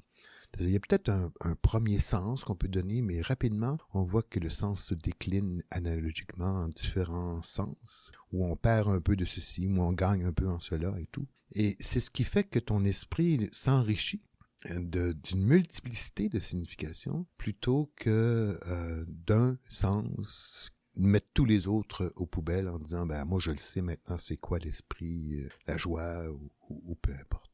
Parce qu'il y a une quête de sens qui est en jeu ici, mais de sens au sens pluriel du terme et non pas une quête du sens, un seul que l'on pourrait avoir. Est-ce que l'intérêt des différents sens, c'est pas par rapport aux relations qu'ils peuvent entretenir avec justement d'autres mots avec lesquels ils peuvent... on les met en contact? Oui, ça me paraît extrêmement important ce que tu viens de dire, cette mise en relation des différents sens que les différents mots peuvent avoir. C'est un des sens du mot sens d'ailleurs, la signification que les mots peuvent avoir. Mais il y a aussi le sens comme direction qu'on peut donner à notre vie. Et cette direction-là n'est pas toujours la même pour tout le monde. Donc il y a plusieurs sens possibles à donner, plusieurs valeurs qu'on peut donner à l'existence et aux gestes que l'on pose. Et ce sont cette variété-là, je dirais, de sens, tant au plan de la signification que des valeurs, que l'on déploie peu à peu dans la recherche, qu'on permet de mettre sur la table, sans avoir peur qu'on se fasse rentrer dedans, parce qu'on arriverait, nous, avec une nouvelle signification auxquelles les autres n'auraient pas pensé. Il y a les idées les plus folles, parfois, qui sortent dans une communauté de recherche. C'est absolument incroyable. Avec les enfants, c'est magique, mais absolument magique, d'autant plus qu'ils n'ont pas cette super couche de protection que les adultes parfois se donnent et qui fait qu'ils craignent de dire ce qu'ils pensent parce qu'ils craignent d'être attaqués par d'autres, comme ils ont tellement souvent été attaqués depuis qu'ils sont relativement jeunes, alors que les enfants n'ont pas ça. Leur capacité d'imagination est débordante. C'est vraiment, si tu les laisses aller, là, c'est extraordinaire. Évidemment, il ne s'agit pas simplement de dire parler, point. Il y a un souci de raisonner, puis de donner des raisons, puis de justifier, puis d'exemplifier, puis bon, tout ça. Mais il n'y a surtout pas un souci de les éteindre dans leur capacité imaginative qui est vive, extrêmement vive. Est-ce que tu pourrais nous faire peut-être un petit topo sur c'est quoi les difficultés avec faire de la philosophie pour enfants avec des enfants et la philosophie pour enfants avec des adultes, par exemple? Tu semblais dire peut-être le manque d'imagination, la peur chez l'adulte de se faire rentrer dedans, puis l'enfant... Ouais, je pense que c'est avec les adultes, je pense que l'une des choses qui est remarquable, c'est la présence de préjugés. C'est drôle à dire, c'est probablement un préjugé que j'ai, mais en tout cas, c'est l'expérience que je vis ou que j'ai vécue depuis bon nombre d'années. La présence de préjugés, c'est-à-dire de pensées non examinées, qui sont considérées comme étant des vérités et sur lesquelles il n'est pas question qu'on revienne. Et là, quand on fait cela, parce que c'est une des démarches importantes de la philo pour enfants, l'examen des présupposés, on découvre des préjugés et parfois il y a des gens qui ont beaucoup de difficultés à se décrocher de ce qu'ils ont construit tout au long de leur existence et qui là pourraient être remis en question. Alors ces préjugés-là, je dirais, c'est quelque chose qui empêche la recherche d'avancer, de se construire, s'ils ne sont pas examinés. Et surtout si on ne veut pas les examiner, alors là, ça devient extrêmement difficile, mais pas infaisable. Parce que le climat est tel, c'est un climat de recherche, d'entraide commune, de coopération, de collaboration.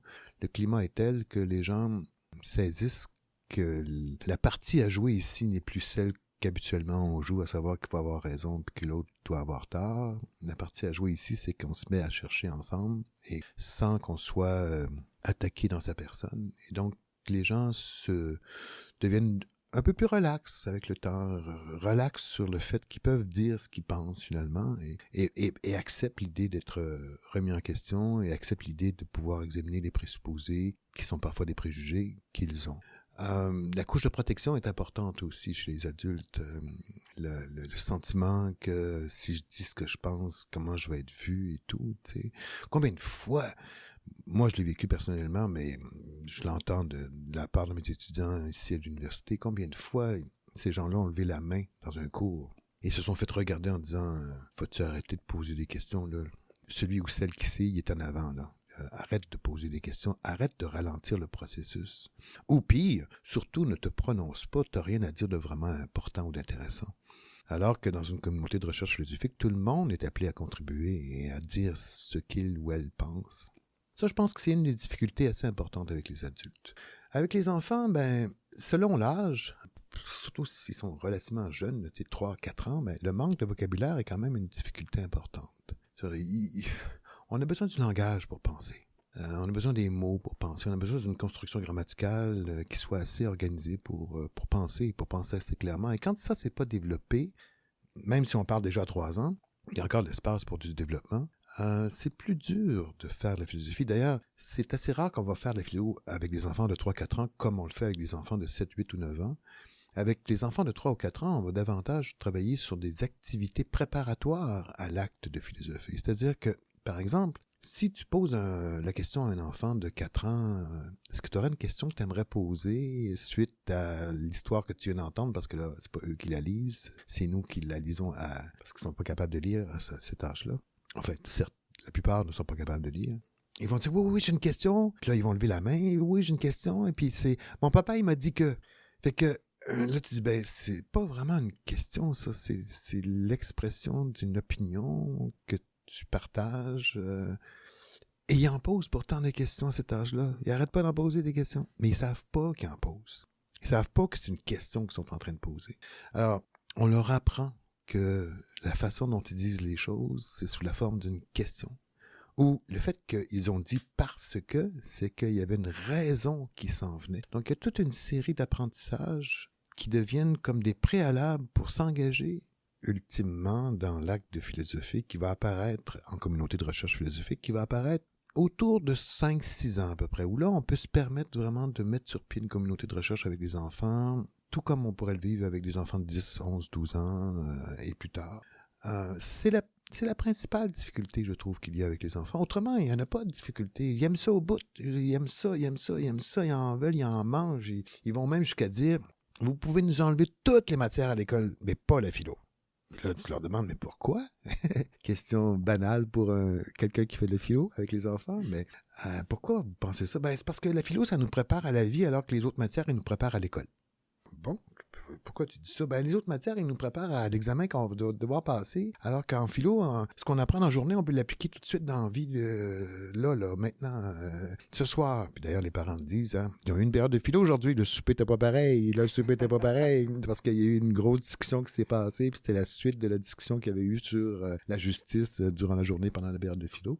Et de fait, ça répond à ce que Lippmann souhaitait faire. C'est-à-dire, quand en 1968, au moment où il y a eu la révolte étudiante à Paris, comme à New York, là où il était, lui, à Columbia, et où les étudiants sont sortis en disant ce que vous nous proposez comme culture, comme cadre, ça ne nous convient pas.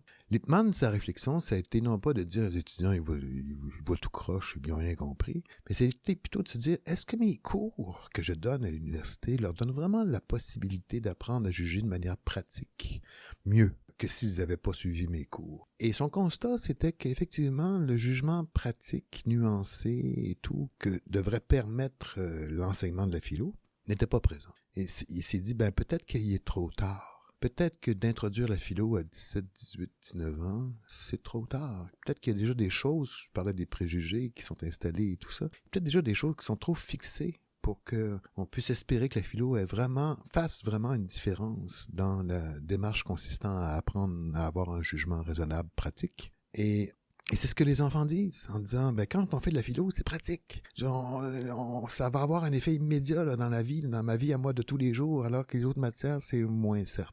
J'ai entendu toujours exactement l'inverse. Oui, bien quand on pense à la philo, souvent, c'est ça ce à quoi on pense, une matière théorique, et puis dans les nuages, et puis tout le tralala. Peut-être parce que, justement, la façon de faire la philosophie en communauté de recherche, ou la façon de faire la philosophie avec les enfants, est radicalement différente de certaines façons de faire de la philosophie, ou d'enseigner la philosophie comme on la connaît, qui est dès lors perçue davantage comme une transmission d'une série de théories qui n'ont pas vraiment d'application concrète dans la vie de tous les jours. Alors que quand on le fait avec les enfants, la discussion qu'ils ont, qui vient d'eux en plus, parce que rappelez-vous qu'au terme de la lecture, on ne leur dit pas voici la question que vous devriez aborder, voici le thème qui serait important à aborder. On leur demande qu'est-ce qui vous intéresse, vous. Alors on part de leur intérêt et non pas de l'intérêt que nous avons déterminé pour eux. ils sentent assez rapidement, grâce à la discussion, que ça peut changer quelque chose dans leur vie à eux, concrètement. Et ça se passe. Ça se passe au point où ils le disent. Et puis ça, c'est endossé par des recherches doctorales, là, avec des entrevues croisées et tout le tralala pour bien saisir ce qui se passe dans la tête des enfants quand ils font de la philo, puis comparativement à ce qui se passe dans leur tête quand ils sont invités à étudier d'autres matières. Alors, oui, c'est à l'inverse de ce qu'on entend habituellement de la part de la philosophie. Et moi, je dis souvent, philosopher, c'est pas péter des nuages, c'est creuser dans une mine. C'est-à-dire, c'est d'aller voir ce qu'il y a en dessous de ce qu'on a dit pour voir si ça tient la route ou pas. Alors, on creuse pour voir jusqu'à quel point c'est solide. Puis si on donne un coup de pelle puis que la pelle s'enfonce, c'est peut-être parce que c'est pas encore assez solide. Creusons pour aller chercher ce qui pourrait être éventuellement un roc, une roche solide, là, quelque chose qui fait que ça tient la route, ça. Parfois ça arrive pas. Parfois on se dit, ben coudonc, faut creuser encore plus. Il y a quelque chose qui m'a fait un peu rigoler, parce que quand j'ai commencé la maîtrise, je me suis aperçu qu'en fait les séminaires de maîtrise sont justement plus proches des CRP que l'enseignement au niveau du bac. Je me disais, il faut quand même se rendre au 2e cycle pour finalement arriver à quelque chose qu'on devrait faire comme encore plus jeune. Non? Qu'on peut faire avec les enfants. Oui, c'est ça. Oui, de fait, je dis souvent que, d'ailleurs, dans mes plans de cours, je le dis, quand il s'agit de parler de la formule pédagogique, les cours de philo pour enfants au 1er cycle ressemble en tout point à ce qu'on peut trouver dans les séminaires au 2e et 3e cycle, à savoir de l'espace pour que les gens puissent penser et non pas uniquement de l'espace pour que les gens puissent écouter ce qu'un autre a à dire. Je veux surtout pas par là dire que tous les cours du 1er cycle se résument à cela, loin de là. Je pense qu'il y a des cours au 1er cycle où il y a de l'espace pour que les étudiants et étudiantes puissent dire ce qu'ils ont à dire, mais assez souvent, ça se résume à quelqu'un qui transmet ce qu'il y a à comprendre de tel ou tel auteur, ce qu'il y a à comprendre dans ce qu'il ou elle pense qu'il y a à comprendre, entendons-nous bien, hein? Alors que les séminaires de 2e et 3e cycle, il y a plus d'espace pour ça. Et encore, je trouve que les séminaires de 2e et 3e cycle pourraient gagner à être encore plus riches dans leur façon de faire et ne pas se résumer essentiellement à une présentation orale de la part des étudiants à un moment donné d'une partie du cours, mais faire qu'il y ait une discussion constante qui se déploie. Vous allez me dire, oui, mais il faut avoir des connaissances à propos du sujet pour que... Oui, mais ça, on peut le trouver au bout des doigts aujourd'hui. Les petites poussettes, disait Michel Serres, c'est là. Je veux dire, on a juste à taper avec nos pouces sur le téléphone pour trouver plein d'informations dont on peut avoir besoin pour pouvoir discuter de tel ou tel sujet, que ce soit l'intelligence artificielle ou peu importe. Alors, plus on pourra laisser de l'espace au dialogue, à la discussion entre les personnes qui sont là, plus on pourra faire confiance à leur intelligence, plus on pourra faire confiance à l'expression de l'argumentation plutôt qu'à l'expression des connaissances que l'on a à propos des choses dont on parle, bien que ce soit utile d'avoir des connaissances comme ressources pour la formation de la pensée, plus je pense on se rapprochera de ce qui se joue dans une communauté de recherche philosophique avec les enfants. Est-ce que tu penses qu'on devrait faire des CRP pour toute l'éducation? Est-ce que ça serait possible ou il y a quelque chose qui manquerait? Ou c'est juste un complément à l'éducation traditionnelle? Ben moi, je pense que l'éducation traditionnelle devrait être un complément aux communautés de recherche philosophique.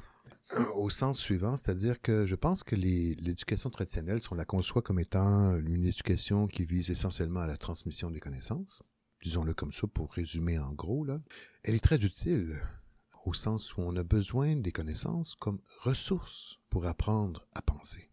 Des connaissances, tu sais, je me souviens plus qui a dit ça, je pense que c'est Boris Vian, rien ne sert de penser, encore faut-il penser à quelque chose. Alors, oui, les connaissances sont utiles, il ne s'agit pas de nier leur importance, mais comme moyen, en vue d'une fin autre que les connaissances elles-mêmes ou l'examen, qui vient vérifier si tu as acquis les connaissances ou pas, mais comme moyen pour une fin autre, qui est la formation du jugement, qui est la formation de la pensée. Alors, oui, comme complément à cette préoccupation centrale qui est la formation de la pensée, et surtout ne pas dire, ça y est, si on met les gens ensemble puis qu'on leur permet de discuter, tout est réglé. Non, on a besoin. Comme je le disais tantôt, les petites poussettes, là, la recherche de connaissances, d'informations, on en a besoin. On ne peut pas penser à vide. Il faut penser à partir de ce qu'on pense connaître du monde.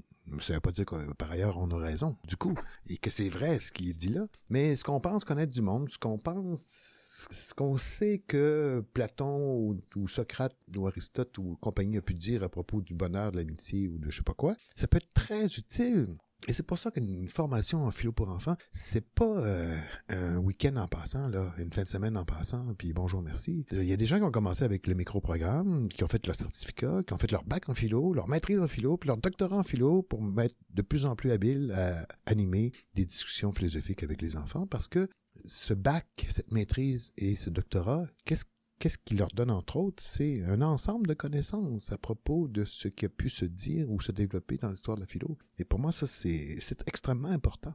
On ne devient pas animateur de communauté de recherche philosophique avec toute la nuance et l'habileté que ça demanderait, simplement parce qu'on a vécu un ou deux fins de semaine en communauté de recherche dans les cours que je donne. C'est juste un début, ça, on vient de lever le drap du leaking size avec une ou deux fins de semaine, c'est tout.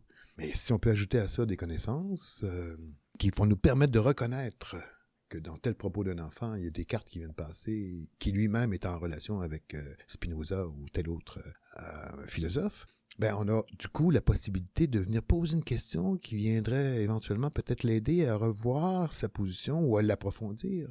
Mais si tu n'as pas cette connaissance-là, si tu ne sais pas qu'on a répondu à l'argument de Descartes de telle façon par un autre philosophe et tout, ben c'est plus difficile pour toi de venir poser la bonne question qui viendrait l'aider. Et c'est pour ça que les guides pédagogiques sont si précieux.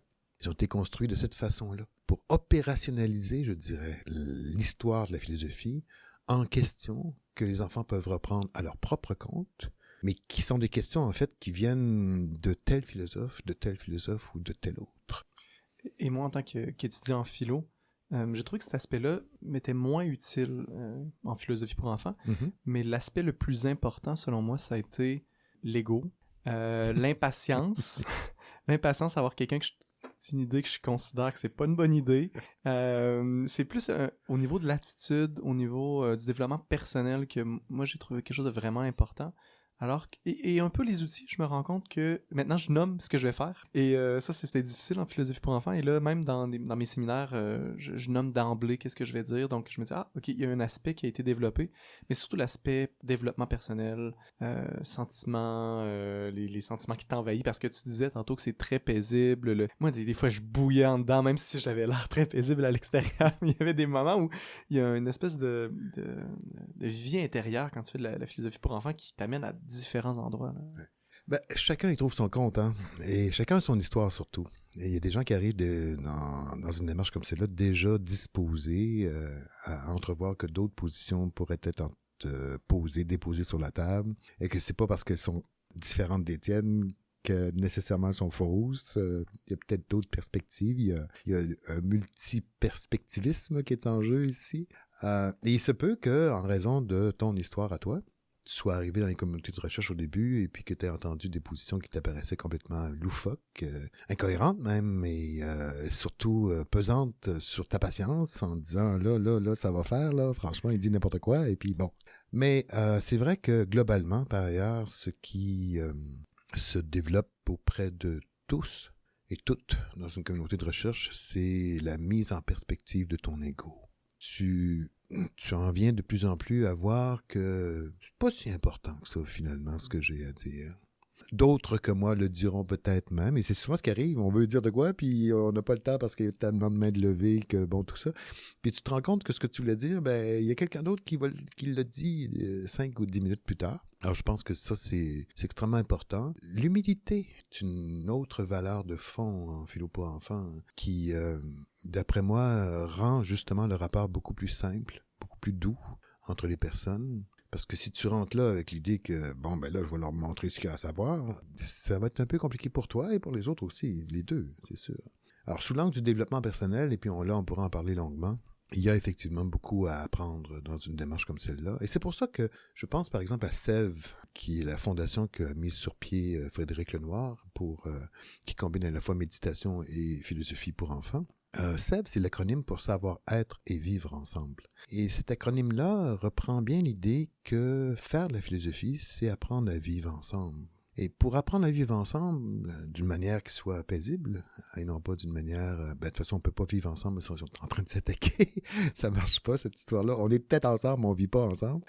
Vivre ensemble, il y a comme l'implication qu'on vit bien ensemble. On est content de vivre ensemble et tout. cette idée qu'a développée Frédéric, qui était déjà présente depuis longtemps, même avec la venue de Lippmann, mais que lui a développé par le biais de sa fondation et des différentes formations qu'il y a un peu partout dans les pays francophones actuellement, dont au Québec, eh bien, ça touche la dimension personnelle, la formation personnelle des gens. Et souvent, en plus en ajoutant la dimension méditation ou pratique de l'attention, souvent, ce pourquoi les gens s'y inscrivent, c'est surtout ça. La formation personnelle qu'on peut y vivre.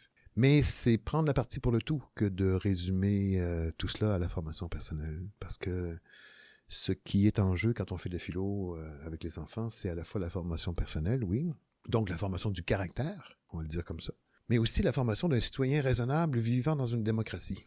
Et ça, c'est une dimension qui parfois est négligée quand on fait une chose comme celle-là, mais qui pourtant est tellement importante à mes yeux. C'est-à-dire ces deux aspects. À la fois la formation du caractère et la formation du citoyen raisonnable vivant, disons ça en un mot, du démocrate, mais au sens fort du terme.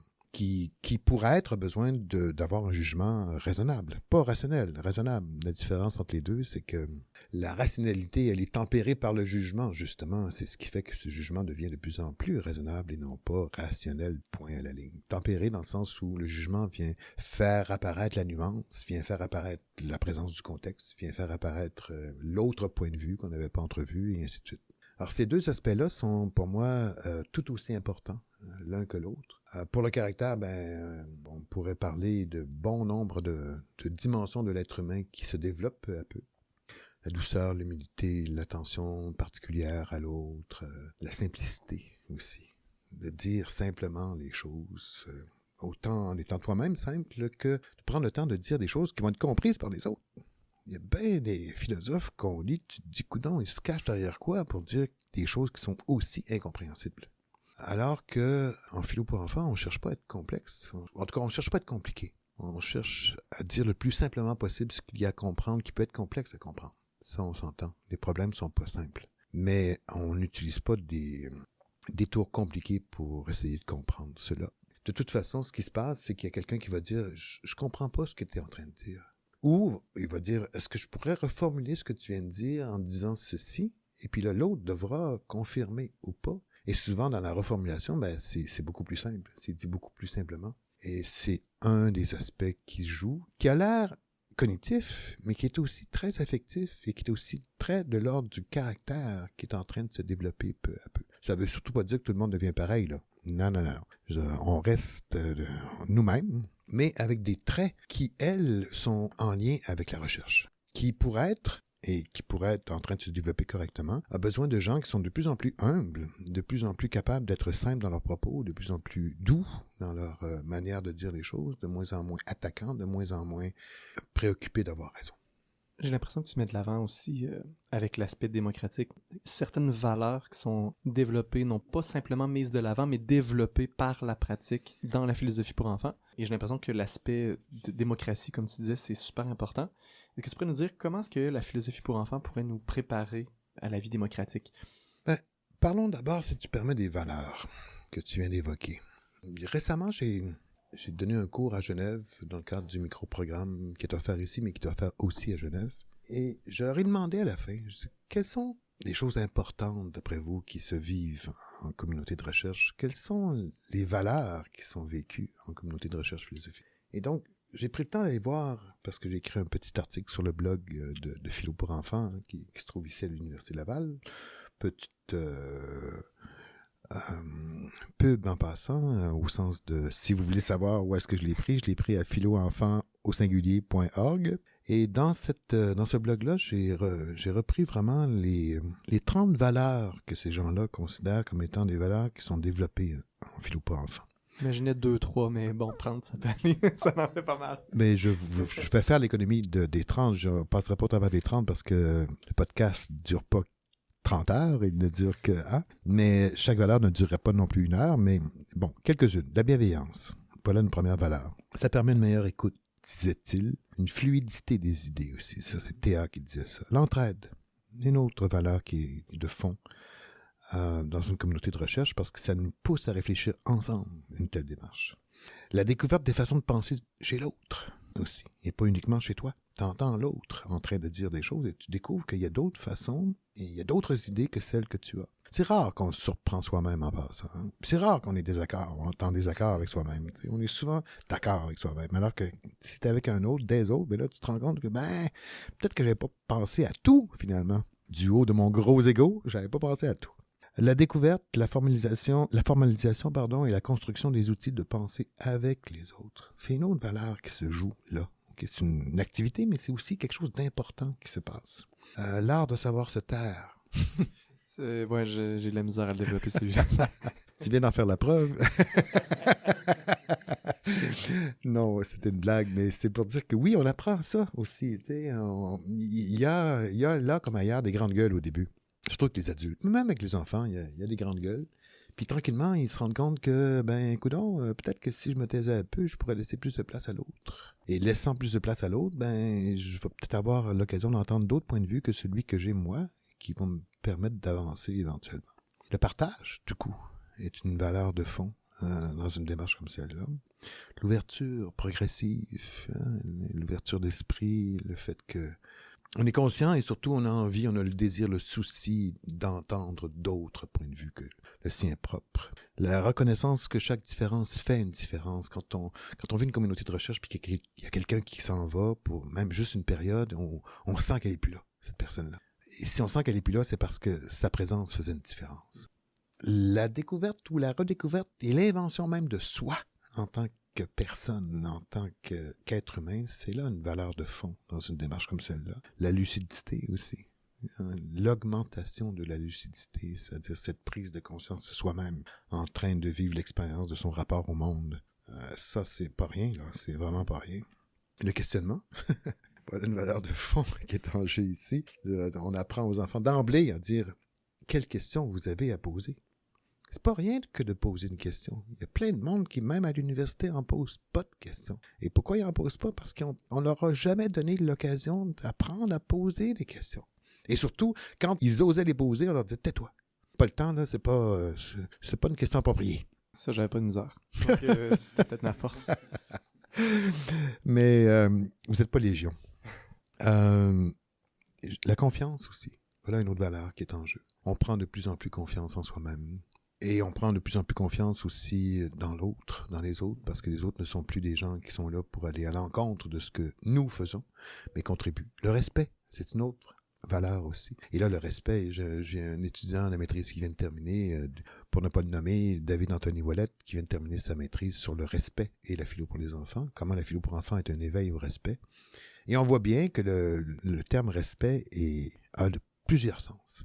C'est pas juste le fait de reconnaître l'autre dans sa dignité, point à la ligne.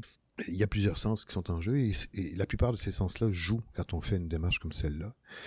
La créativité, la responsabilité, voilà d'autres valeurs aussi qui sont en jeu quand on met en route une telle démarche avec les enfants.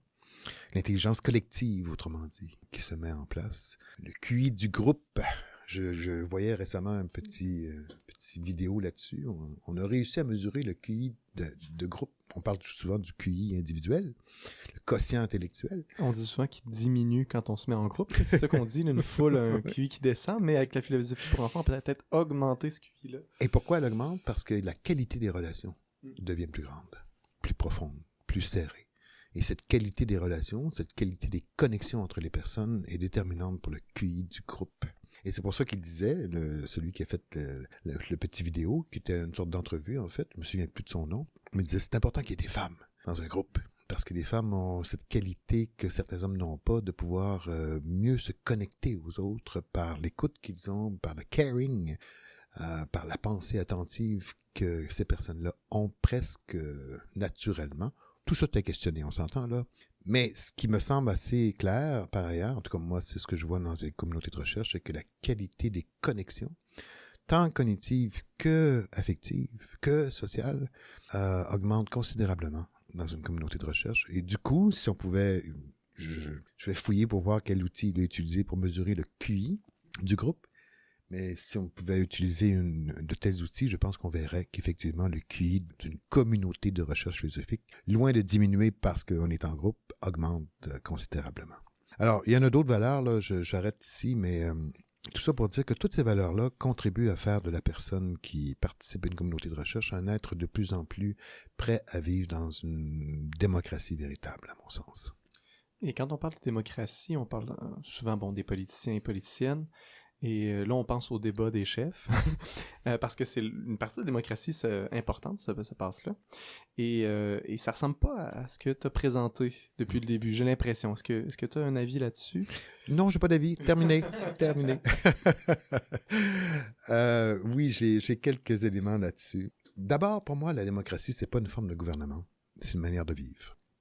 Et cette manière de vivre, elle est celle que Dewey déjà avait évoquée en 1939 dans le cadre d'une conférence qu'il avait donnée sur la démocratie créatrice, quelque chose comme ça, où il disait que une démocratie devrait s'appuyer sur la libre discussion entre les personnes, que tu ne devrais pas avoir peur de parler avec d'autres, ou de parler très bas, là, parce qu'il ne faut pas que les autres entendent. Non.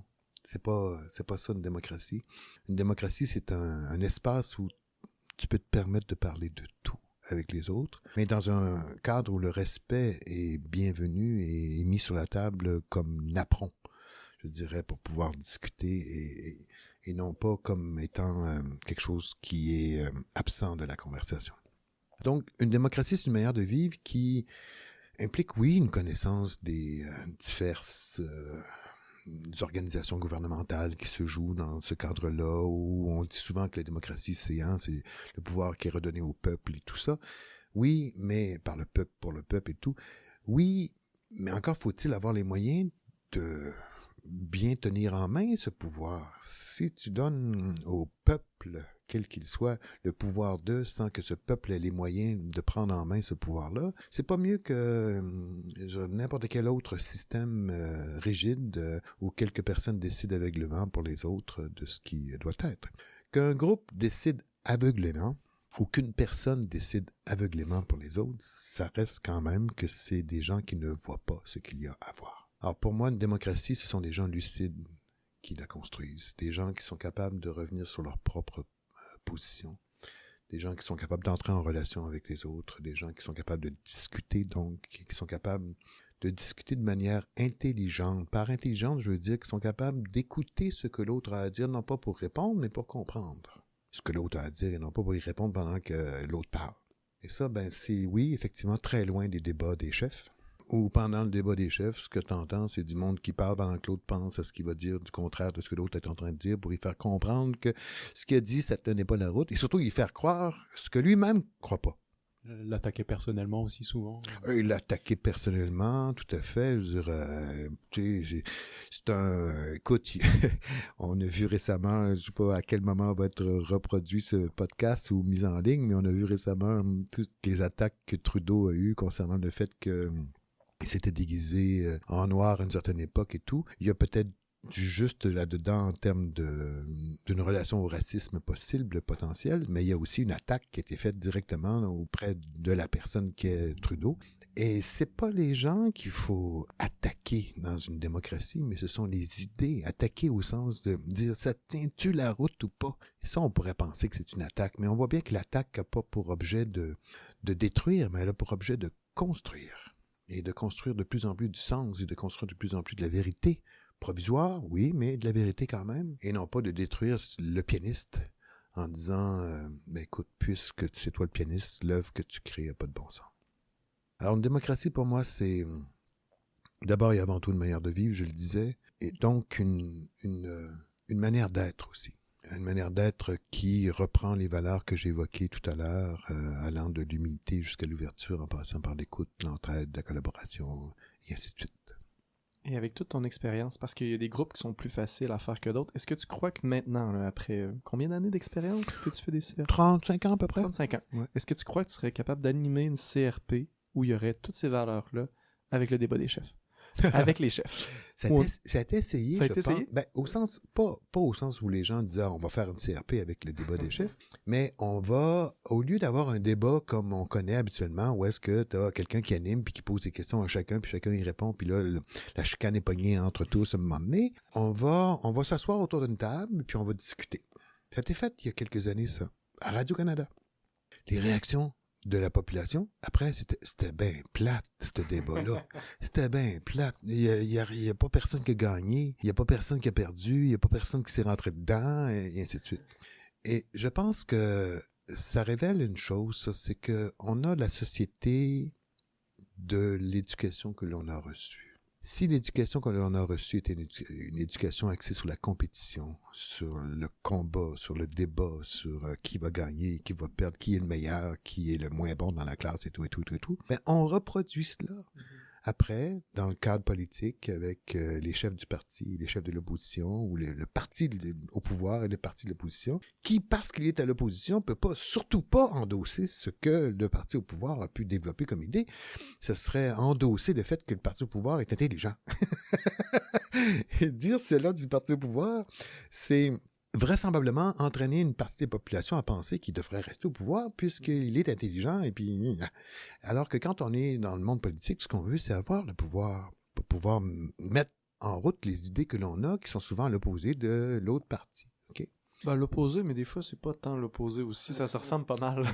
Des fois, ça se ressemble. Tu as tout à fait raison. Des fois, ça se ressemble. Sauf que c'est présenté comme étant l'opposé quand même. Alors, et donc, si on était très tôt éduqués, inspiré par un modèle de société et une manière de vivre, du coup, qui soit celle de la co-construction, de la collaboration, de l'écoute attentive de l'autre, du respect de l'autre, du souci de vraiment construire avec les autres, quitte à ce que ça entraîne une remise en question de tes propres positions, c'est pas grave. Ben, il y a des chances que la société dans laquelle on se trouve aujourd'hui aurait un tout autre visage que celui qu'on connaît. Et même une société dite démocratique. Je suis pas en train de dire que la démocratie est moins bonne que le totalitarisme. C'est pas ça du tout que je suis en train de dire. Mais je suis en train de dire que la démocratie que l'on vit aujourd'hui pourrait être beaucoup meilleure que celle que l'on connaît si elle était moins axée sur ce contraste parfois très vif entre le parti au pouvoir et les partis d'opposition qui s'envoient des choses qui... J'ose pas utiliser les mots ici parce que ça va peut-être un jour être en ondes, cette histoire-là, mais je veux rester poli, là, autrement dit. Mais des fois, tu te dis, mais il peut pas avoir pensé ça et dire cela, d'autant que ça va en contradiction avec plein d'autres choses qu'il a pu dire et tout. Il y a un souci de cohérence, là aussi, qui se joue. Et la cohérence, c'est peut-être, au fond, peut-être l'une des plus grandes valeurs qui est en jeu en philosophie pour les enfants. D'être cohérent avec ce que tu dis, ce que tu fais. Qu'il y ait une cohérence dans tes paroles, mais qu'il y ait une cohérence entre ce que tu penses et ce que tu fais. Elle n'est pas toujours souhaitable, par ailleurs, la cohérence. Au sens où, par exemple, si ce que tu penses, c'est de raser tout ce qu'il y a comme personne ayant telle couleur de peau, ben, il est peut-être préférable que ça soit pas cohérent avec les gestes que tu vas poser. Donc, la cohérence n'est pas toujours souhaitable. Mais globalement, je pense que la cohérence est préférable à l'incohérence. En rapport avec tout ce que tu viens de dire et avec les développements récents dans les actualités, par exemple, on voit beaucoup une mobilisation des jeunes par rapport au climat, au changement climatique, etc. Est-ce que tu es optimiste par rapport à ce que tu viens de dire pour l'avenir et pour la démocratie? On dirait qu'il y a beaucoup, il y a une manière peut-être, tu as une perspective où on repense un peu l'éducation. Là, il y a beaucoup de jeunes qui prennent la parole. Je pense qu'ils sont tannés justement de certains modèles, de certains formats qu'on retrouve. Est-ce que tu es optimiste par rapport à tout ça? Je suis aussi optimiste que probablement Lippmann pouvait l'être en 68, lorsque voyant ses étudiants sortir pour dire ce que vous nous proposez, c'est de la merde, on veut rien savoir de ça et tout. Ça l'a entraîné, lui, à apporter des changements, et puis il s'est entraîné qui fait qu'aujourd'hui, ben, c'est présent dans 80 pays, puis qu'il y a plein d'autres choses qui se font aujourd'hui qui font que, ultimement, l'éducation dite traditionnelle, basée sur la transmission du savoir, est partie prenante de l'éducation, mais elle n'a pas le monopole comme elle l'a déjà eu à une certaine époque. Quand je regarde Greta, pour ne pas l'appeler par son nom de famille, mais c'est uniquement par son prénom, parce que il y a eu un petit jeu de mots que j'ai pu voir aujourd'hui où est-ce qu'il y a un dénommé Trump qui disait « I am great », et puis il y a Greta à côté qui disait « Moi, je suis Greta », non pas « great », tout simplement. Alors quand on reprend... Quand on pense à Greta et quand on pense à d'autres, parce que Greta n'est pas la seule, il y a eu d'autres enfants, d'autres adolescents qui se sont levés aussi dans d'autres pays, mais qui n'ont pas eu toute la visibilité que Greta a eue, disons-le comme ça. Je suis très, très optimiste. À savoir que voilà que des enfants ou des adolescents se lèvent pour dire « Hey, ça marche pas, là, ce que vous nous avez proposé, là. Le néolibéralisme, le capitalisme défoncé, la consommation à n'en plus finir, la pollution, et ainsi de suite. Il serait peut-être temps que, non pas que vous le sachiez parce qu'ils le savent déjà, mais qu'on passe à l'action, qu'on fasse de quoi, non plus en fonction des lobbies axés sur la consommation et tout ça, mais en fonction d'un autre monde dans lequel on veut vivre que celui dans lequel on est actuellement. » Et cette action-là qui est menée par Greta et bien d'autres, c'est des millions de personnes, et demain, il y aura une immense manifestation au Québec, par exemple, ben c'est pas rien. C'est comme le printemps des carrés rouges. Il s'est passé de quoi avec le printemps des carrés rouges? Les étudiants sont sortis dans la rue, puis il n'y avait pas juste les étudiants qui sont sortis dans la rue. Il y avait les parents, il y avait les grands-parents, il y avait plein de monde. Rappelons-nous ce qui s'est passé ce printemps-là, comme le printemps arabe, comme plein d'autres événements. Quand le peuple suffisamment informé et conscient de ce qui se passe se lève pour dire « ça va faire », les choses bougent. Sinon, ben, le monde a toujours été comme ça, hein? Ça changera pas beaucoup, hein? Ça, non. C'est pas ce qui se passe dans la tête des adolescents parce que ils ont cette vivacité, même les enfants, ils ont cette vivacité, cette énergie qui font qu'on veut un autre monde que celui dans lequel on vit parce que celui dans lequel on vit, il n'est plus vivable. Puis là, c'est éminemment important parce que on a des données d'ordre scientifique, ce qui ne veut pas dire que c'est archi vrai, parce que la science ne vit pas avec des certitudes, mais des assertions garanties, disons ça comme ça. On a des données garanties par la communauté scientifique qui nous laissent croire et penser que ce qu'on a comme situation sur le plan climatique risque de nous amener vers une situation où on va disparaître. On est loin de simplement dire votre culture, on la veut pas, on veut une autre culture. Là. C'est la planète sur laquelle on est ne sera plus un endroit habitable et on espère, nous, pouvoir continuer à vivre encore. Parce qu'on aime la vie, parce qu'on aime ça vivre et tout. Et voici ce qu'il serait important de faire. Faites-le. Vous avez les moyens de le faire. Nous, tout seuls, on peut pas, mais vous avez les moyens de le faire. Faites-le. Alors, j'ai beaucoup d'espoir, beaucoup d'optimisme, je dirais, par rapport à cela. On est loin d'être dans une présence d'une léthargie, là. Bien au contraire, ça bouge de partout, là, en ce moment. Et c'est tant mieux. Il y a des universités qui ont décrété que demain c'était une journée de grève, il y a des collèges qui ont décrété que demain c'était une journée de grève, il y a plein de monde qui sont en train de dire « Ouais, peut-être que le monde dans lequel on est, c'est pas tout à fait le monde dans lequel il serait souhaitable d'être. Et par conséquent, allons vers le changement. Pas juste pensons-y, allons vers le changement. » C'est pour ça que dans une communauté de recherche philosophique, on apprend à penser de façon critique, à penser aussi de façon créative, à imaginer d'autres mondes que celui dans lequel on est et voir qu'est-ce qu'on peut changer. Et déjà, en soi, ça, c'est un acte. C'est pas juste... souvent, on dit « Ah ben, tu y as pensé, puis... » Mais c'est pas juste penser. Penser dans ce contexte-là, c'est déjà agir. Quand on dit l'expression « dire, c'est faire », ben, dire est clairement avec... appuyé de propos qui sont critiques et de propos qui sont créatifs. Ben voici dans quel monde nous voulons vivre, et voici pourquoi nous aimerions vivre dans ce monde-là. Hein. Tout ce que Greta fait, au fond, mais que d'autres pourraient faire dans une communauté de recherche, c'est déjà poser une action très nette, très claire. C'est pas l'action de dire je vais ramasser ce morceau de papier parce qu'il traîne par terre, c'est pas l'action de dire je diminue ma consommation parce que, mais c'est l'action de poser les balises qui vont faire que le monde dans lequel on est ne devrait plus être celui dans lequel on est. J'ai eu des fantasmes de cours à l'Université Laval parce que je m'intéresse beaucoup à l'éthique principalement. Je constate que les questions éthiques de fond, ce sont les seules questions philosophiques pertinentes en ce moment avec l'urgence climatique, avec l'urgence de justice internationale. Je vois les autres types de philosophie, pour moi, je fais, ben, ça sert pas à grand-chose. C'est comme ça que je le vis en ce moment.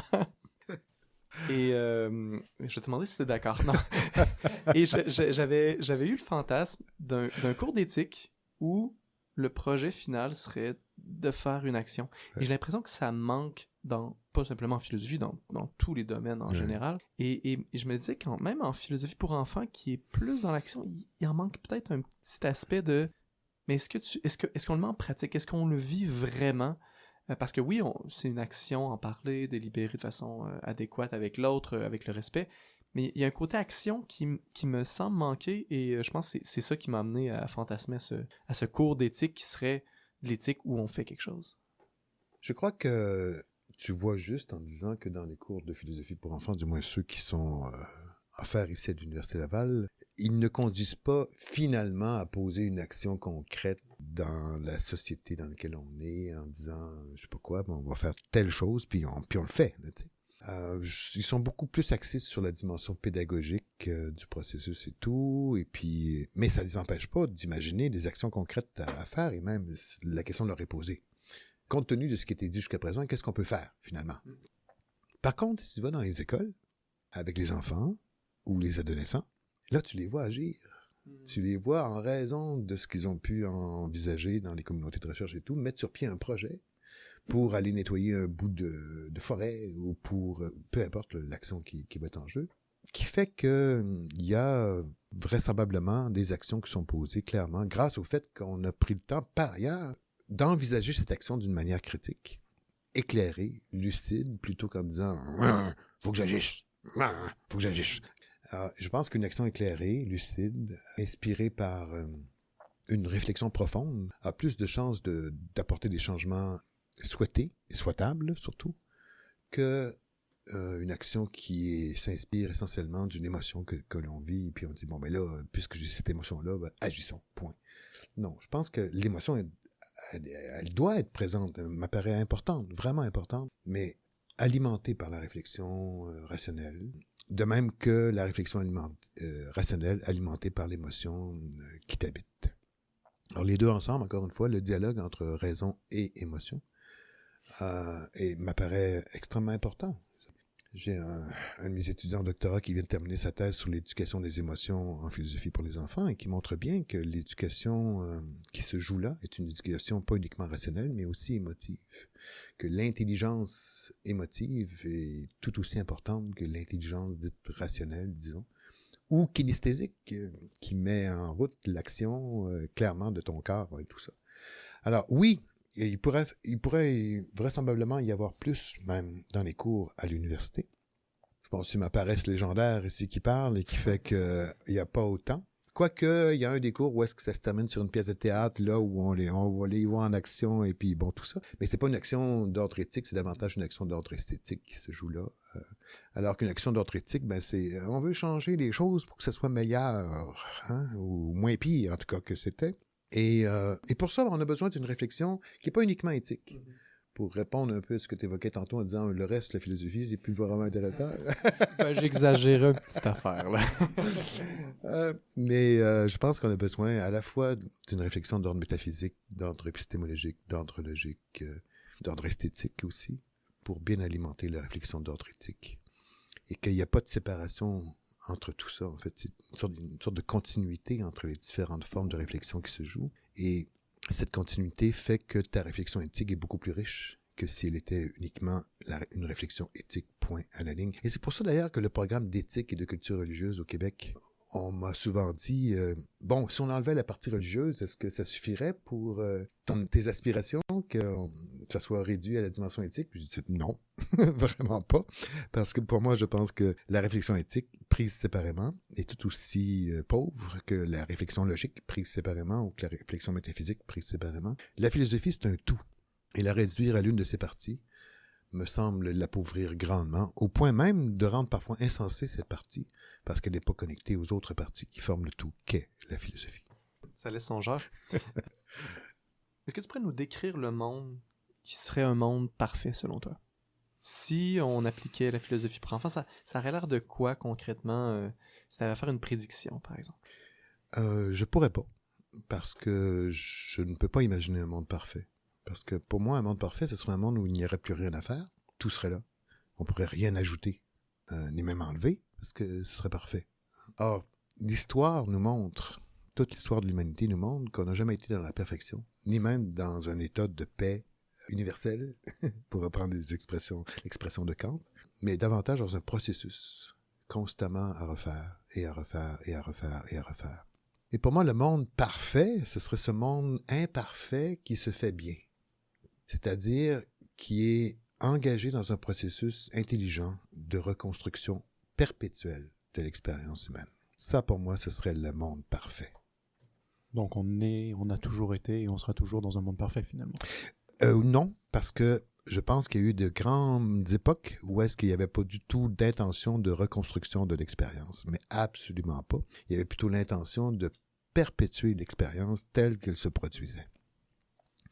Alors que dans une intention de reconstruction perpétuelle de l'expérience, il y a un souci d'autocorrection, il y a un souci de considérer l'ensemble des perspectives, des points de vue et tout ça, et non pas simplement d'en avoir un, le mien, et puis les autres, on veut rien savoir.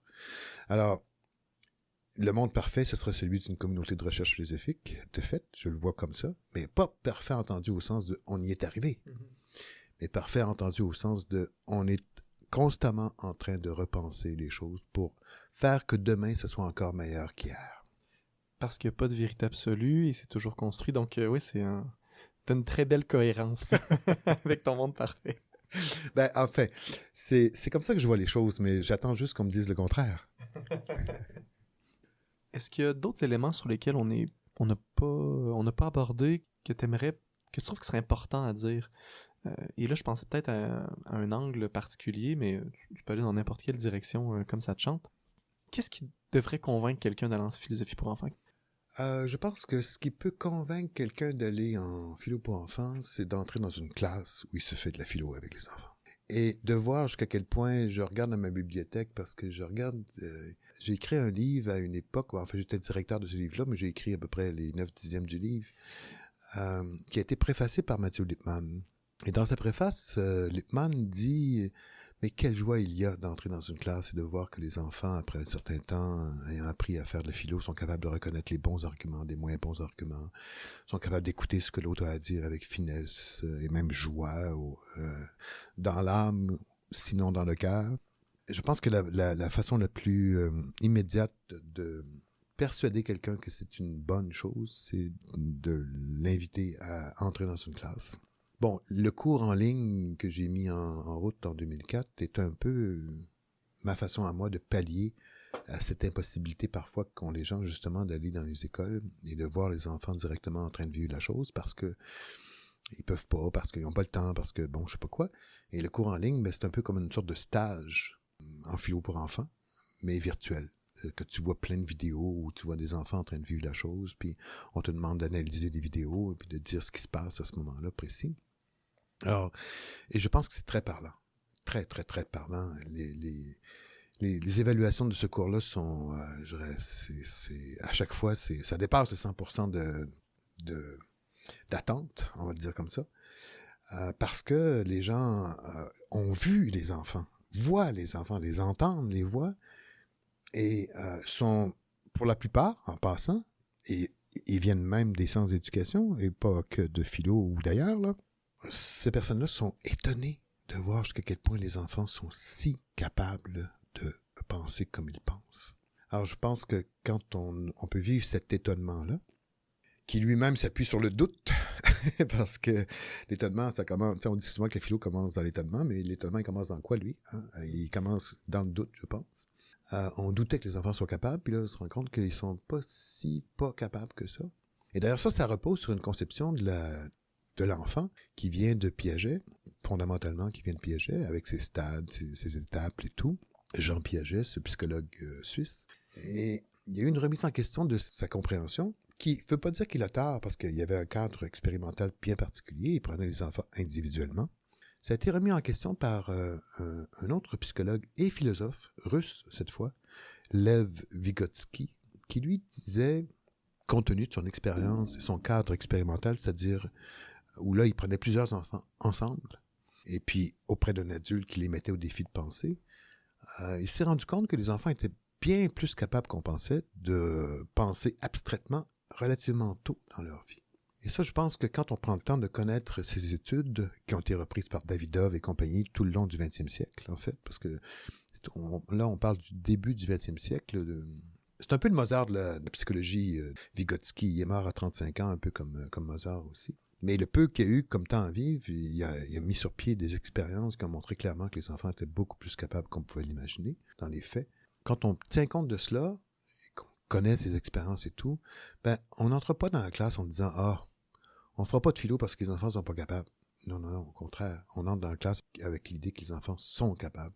Et parce qu'on entre dans la classe avec cette idée très claire en nous, ben on les voit le faire. On les met au défi de penser, puis on les pousse à aller au-delà de leur zone, ça c'est ce que Vygotsky utilisait comme expression, leur zone proximale de développement. C'est-à-dire, laissés à eux-mêmes, comme c'était le cas avec Piaget, ils sont capables de faire telle chose. Mais travaillant ensemble, s'entraidant et étant mis au défi de penser par un adulte qui les pousse un peu au-delà de ce à quoi on peut s'attendre d'eux s'ils étaient laissés à eux-mêmes, ben, ils vont beaucoup plus loin que ce qu'on pense qu'ils sont capables de faire. Et je pense que ça, c'est important à soulever en fin de course dans ce podcast parce que on a souvent l'impression que les enfants sont pas capables. Pas capables de ci, pas capables de cela. En développement, vont devenir des adultes, vont finalement être, alors qu'ils le sont déjà.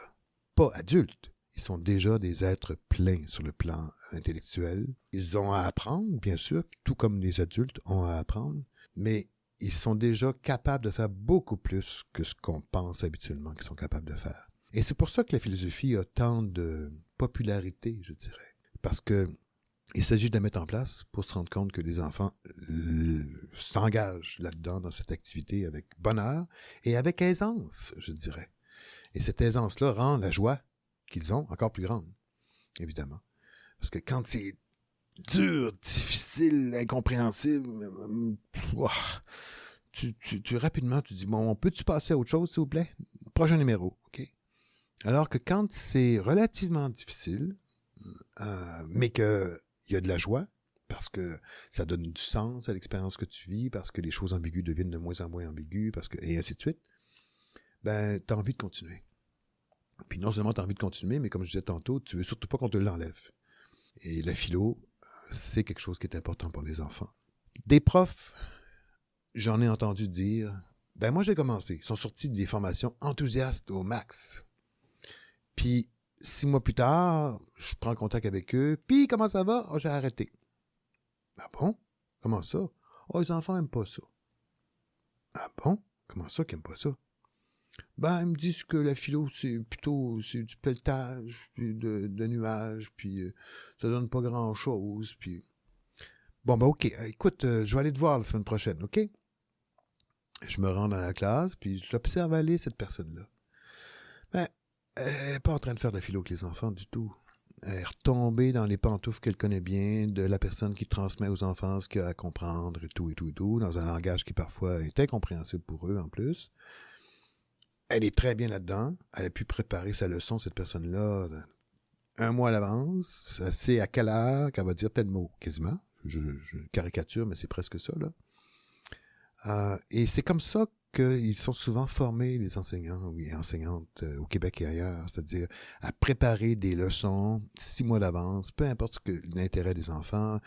Cette personne-là, à laquelle je pense notamment, elle partait plus des questions des enfants, elle partait de ses questions à elle. À partir des thématiques qu'elle avait décidé qu'il fallait aborder et tout. Donc, l'intérêt, la motivation des enfants était disparue. Et du coup, pas étonnant qu'ils disent « c'est plate, la philo. C'est vraiment plate, la philo. » Alors que si tu pars d'eux, si tu pars de leur intérêt, si tu pars de leurs questions, et que tu te prépares en fonction de ça, parce qu'une période de philo, il faut bien voir qu'une période de philo, c'est souvent en 2 moments. Tu as un premier moment de lecture, qui est de questions, ça y est, c'est terminé. La première séance est terminée. Et là, et le choix de la question. Et là, tu peux partir puis te préparer pour la prochaine séance avec la question qui va être abordée. Puis là, tu peux aller voir dans les guides quels étaient les plans de discussion et exercices potentiellement utilisables. Pas nécessairement utilisables, mais potentiellement utilisables. En tout cas, toi-même, tu t'es nourri mentalement de toutes les questions qui pourraient, pas toutes, mais la plupart des questions qui pourraient se poser autour de ce sujet-là. Et là, tu reviens, puis là, la discussion dure pendant 1 heure. Et puis, moi, j'ai déjà eu des discussions d'1 heure et demie avec des enfants de 2e année sur savoir qui parle dans cette histoire. T'sais, une des histoires que Lippmann a écrites, qui s'appelle Kyo et Augustine. On ne sait pas qui parle parce que jamais c'est dit que c'est Kyo ou Augustine qui parle, parce qu'ils sont 2 à raconter l'histoire. Et là, les enfants disent « Oui, mais c'est qui parle? C'est-tu Kyo? C'est-tu Augustine? » Et là, je me souviens d'avoir eu une discussion avec eux en prenant un exercice justement dans le guide, où est-ce que c'est quelqu'un qui dit il est minuit, il est temps de fermer la lumière. Puis là, ben, c'est 2 personnes qui parlent. tu sais pas c'est qui parle, puis tu demandes aux enfants, est-ce que vous savez c'est qui parle? Ben non, on n'a pas assez d'informations pour savoir qui parle. Ben là, il y a quelqu'un d'autre qui intervient pour dire telle affaire. Là, est-ce que c'est une autre personne ou c'est la même personne? Ils ont embarqué dans le jeu, là, mais 2 heures, 1h30 certainement, les enfants de 7 ans. Alors, surtout, en tout cas, ne venez pas me dire à moi que les enfants, 1, n'aiment pas ça, et 2, ne sont pas capables de le faire. Bien au contraire, bien au contraire. Merci beaucoup, Michel, pour toutes ces informations et ce propos enthousiaste et optimiste. Et à une prochaine. Merci à vous de prendre le temps de faire ces différents podcasts. Je considère que vous êtes en train de faire quelque chose qui nourrit mon optimisme. Vraiment, merci. Ben, merci à vous de contribuer.